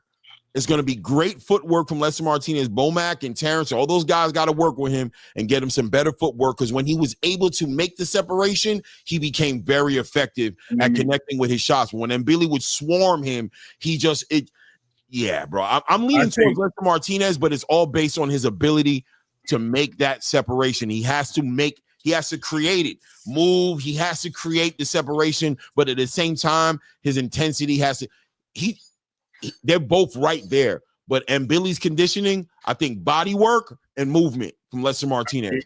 More body work, more movement, and I think Lester Martinez gets it. I want to hear what Ray got to say. I scored it with Lester Martinez slightly edging it out, and I'm going to tell you why. It wasn't the fact that they didn't basically have the same fight against each other. It was the fact that when Lester Martinez hit him, he was buckling and sending Billy shuffling his legs and weak knees multiple times in the fight, especially late in that fight, where it did create separation in that fight, and it made Billy look normal. It didn't make him look like he was the champion that he is, the hard puncher that he was. It made him look very vulnerable to a big shot. And he kept walking into that shot multiple times, whether it was separated or not, in the pocket or not. Lester Martinez was the better fighter when it came to more effective punches. And I think that's where the separation would have happened in that fight if anything happens. If they fight again, he does have to stay more on a boxing level. And I think when he gets close, when it does close down, he needs to utilize those same punching points, because he didn't show much of a guard or defense once it was inside, and it was a smothering party on him from Billy. But Billy was very non reluctant to say that he was willing to fight a smart fight. He went in there with his head down and just tried to bully this guy. And this guy was like, I'm not having any part of this. Want to see what happens when a Mack truck hits a wall at 200 miles per hour. And he was that wall, and he stood there and he kept putting that Mack truck back on his back wheels. So Engine was in the cabin. That's all I got to say. So, I mean, I would have gave it to Lester for sure. I think that, and I also think that first of all, I think that rematch is going to happen. I think Turkey's going to make that happen, bro. I think Turkey wants that. I know Hamza is in the conversation, but Hamza could wait. This fight was really, Turkey would be doing the boxing space a big service or a big disservice to not bring that rematch back. Everybody wants to see that rematch, and I think Turkey feeds the algorithm. That being said, also, I think 12 rounds makes a difference as well. I think those extra 2 rounds would have made a difference in this fight. I think those 10 rounds, robbed us of a winner. I believe 12 rounds, there's a winner in that fight. So you think somebody would have separated themselves in those last 2 rounds? Getting to that point. As little as it sounds like it, I think 2 more rounds would have sealed the deal for somebody in that fight. Well, Right. to your point too, Clay, in terms of Turkey bringing it back, he does have the power to do that. He put him on that fight week. And let me say this. Remember how I told you that the Underdog series is about to begin on CBS, 16 to 18 events? What if that's the first main event you see on the first Underdog for free on national television on CBS, bro? Martinez versus Mbili. Just the build up to that Tuesday night fight alone would be huge because of all the highlights they'd be able to show, all the promos they'd be able to show, and then Turkey could pay for that to be the main event. Because I was there for the first Underdog with Olasquaga versus Camacho, which was a great banger of a fight. But to make 2026 January, let's say, or February, whenever Mbili and Martinez could be ready, and you make that a main event. You're right, Clay. That would definitely get a lot of people riled up. And 41 million people saw those guys fight. That fight is like that fight is like purple haze. Like you just open the bag and it sells itself. You know what I'm saying? I don't gotta look at no damn purple hair. I don't gotta sit here. All I gotta do is pop that bag open. You've been here before. How much do you want? Where we going for the zip? We doing what do you want? I don't even got time. If you waste my time, I might walk away. This bag opens up and it sets the whole room up, and I'm breaking the plate down and I'm going home before the sun goes down. You heard? Right. Yeah. Hey, speaking of which, too, and I just want. Oh, go ahead. No, I was just gonna say real quick. I wasn't mad at the draw because of the styles. No, Like it's on you. the point where it was like Martinez was was scoring, but man, Billy was applying the pressure the whole time. He had Martinez on the back foot the entire fight. So I just thought it was a very good fight. And like you said, setting it up for where it could be a main event. I think would be good for them.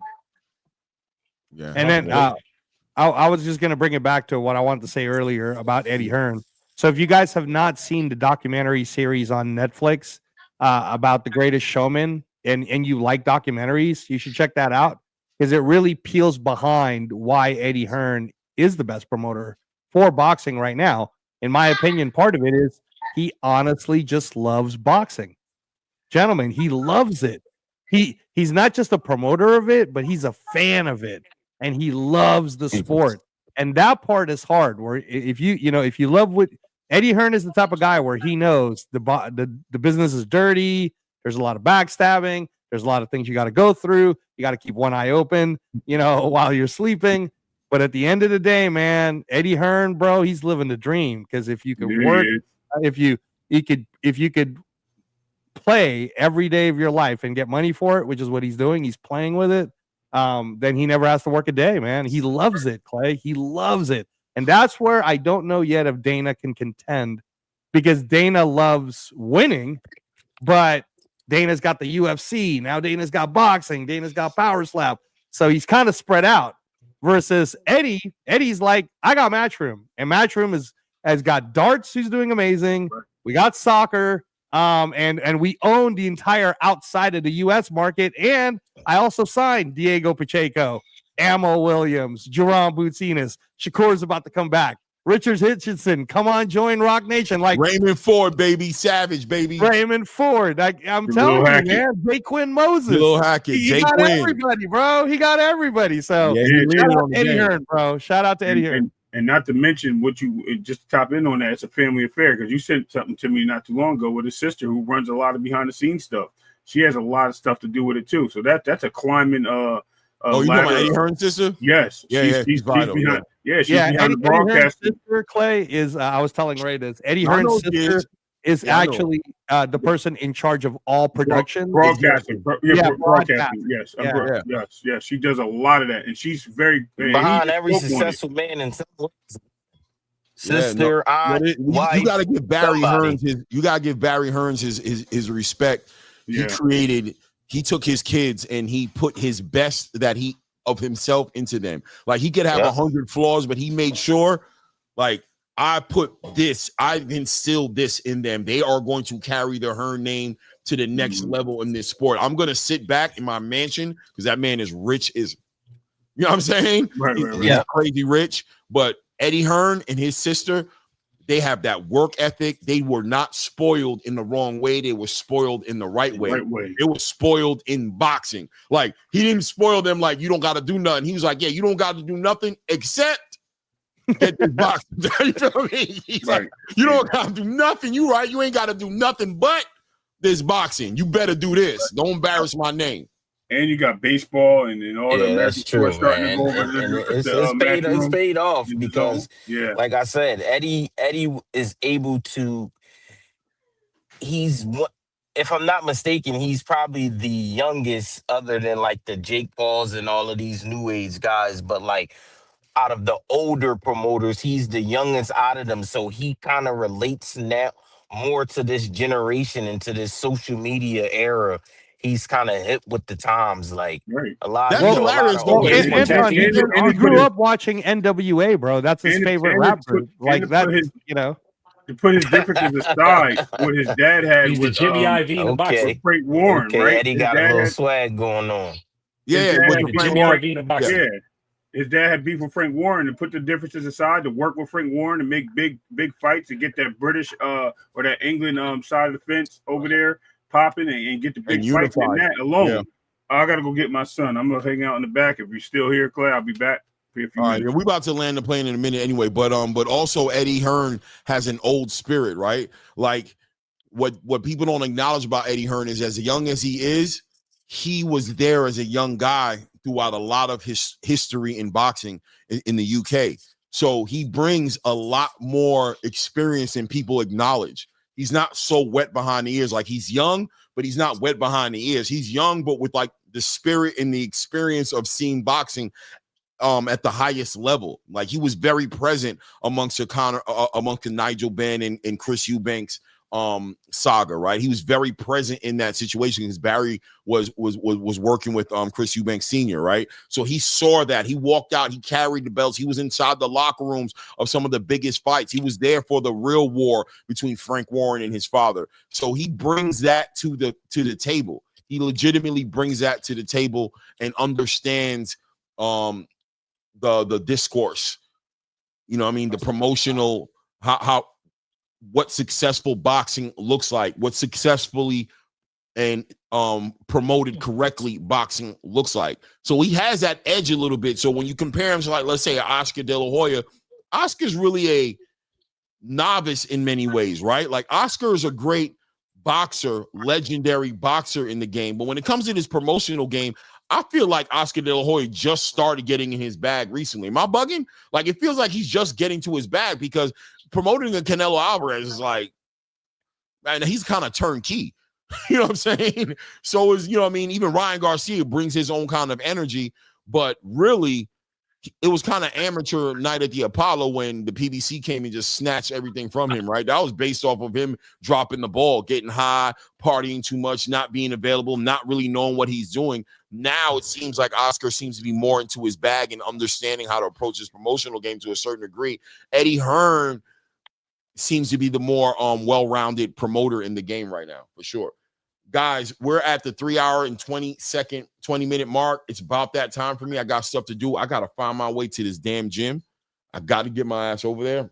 I got to cook dinner. I've been to 3 markets, Clay. Is there a shortage on lettuce? I cannot find shredded lettuce anywhere. Bro, you better go buy yourself a head of lettuce and go shred that damn lettuce, bro. What are you talking about? That's what I'm about to do. Bro. You know what you sound like you're doing right now? It sound like you're driving 20 miles away to go save 5 cents on a gallon of gas, bro. Yo, this is You're not crazy. acknowledging how much gas you burning, bro. You could have been grabbed yourself a head of lettuce, bro, and got to the crib, bro. I think that's the move, man, because this is crazy, bro. I've been to 3 markets while I've been on the phone with that man been sitting in his living room missing a whole show because he can't find a remote. If you don't walk your ass to that TV and hit that damn power button, bro. Seriously. That man, the show almost done. You still looking for that damn remote? You better get your ass up and go hit that power button. You got me out here on a wild goose chase, man. It is what it is. Ladies and gentlemen, I appreciate all you guys, man. Thank you for the love and support on the channel today. Great panel today. Guys, if you haven't hit the like button, make sure we're doing that. Go ahead, hit that like button. Helps the channel get on the right space with the algorithm. That's what they keep telling me. If you haven't subscribed to the channel, take an opportunity to go ahead and do that as well. You see how we carrying it up here, man. Nothing but great boxing talk up here, without a doubt, man. Salute to everybody up here. My guy, Angelo Reyes, my guy, Ray Davis had to bounce off. Blaze pound for pound. Anton Zegler, man. Great intellectual, scholarship-worthy boxing talk up here. If you don't like it, I don't know what to tell you, man. I appreciate every show. I'm just as entertained as I am to participate in the conversation. Thank you, guys. Hey, Clay, just real quick again, I just want to throw out thank you to everyone who supports organ donation. I'm alive today because of it. Thank you so much. If you haven't considered it, you could just read about it. But yeah, organ donation definitely saves lives. So thank you to all of you who considered that. And yeah, Clay, man, boxing is looking great. I'm excited. And thank you to Clay for being able to, we in the same profession. So I know that truck driving can be taxing on our schedules, on our families, on everything. So I want to say salute to you for being able to get your content in on a week-to-week basis. Now my schedule freed up a little more, so I'm back to my regular schedule. I'll be on here all days. But I just want to salute to you for being able to, get the energy up to be able to do this, be with your family, go to the gym, and provide for your family at the same time. So, Man, thank you, bro. My wife over here sitting going, the whole time you talking, she over here going. Allah makes a way, man. It's not a game, bro. I appreciate, man. I really appreciate you recognizing me for that, because it really is, man. Thank you. I know, man. Trust me. Yeah, listen, I inspire your grind. And look, I want to share with y'all real quick, because I want to speak and stand on it. Yeah, keep doing your thing. I want to speak and stand on it. So one of the reasons why I wanted to really go to Vegas and see Bud fight was also the boxing atmosphere and the amateur atmosphere as well going on. I went to the boxing expo, I think earlier that day before the fight on that Saturday, and they was doing amateur fights from little kids was like 6 years old, and I think they even had some masters fights with individuals 35 and older. And I'm here to tell y'all right now that I'm training for my first amateur bout that I'm gonna have in Vegas in a masters tournament. Now, look, man, I got a kidney stone right now, so I got to figure out this kidney stone. I got to get my physical. I got to figure out everything I need to do to be healthy. And then, yeah, man, I'm going to make sure I keep y'all on track on my path to my first amateur bout, my first fight in Vegas. Let us know what. Hey, man, you might be ready for Jake Paul. You might be ready for Jake Paul. We're gonna say. I'm going between 176 and 185. That's gonna be my. That's not the right weight class. That sounds like Jake Paul. I'm at 190 right now. You feel me? I'm at 190, 195. You feel me? Doing my weight bully. I'm gonna come down and rehydrate back up. You got it, bro. Anything we can do, man. Like, I don't know what kind of coverage it's gonna be. If it's gonna be on any type of if it's gonna be on any type of internet platforming type of, if we can see it in some kind of way or cover it any kind of way, you let us know, man. Definitely, man. Yeah, for sure. I'll get the details of the days of when it's gonna happen and all of that, and then I'll just keep y'all up with my training journey. Yes, sir. Right now, I'm in my garage like Clubber Lane. Yeah. That's awesome. We loving it. Appreciate all you guys, man. Salute to all you guys. Salute to the everybody in the building. And once again, hit the like button, subscribe to the channel. Until the next one, it's your boy Rain. It's at ATP Combat Media Show. And at this point,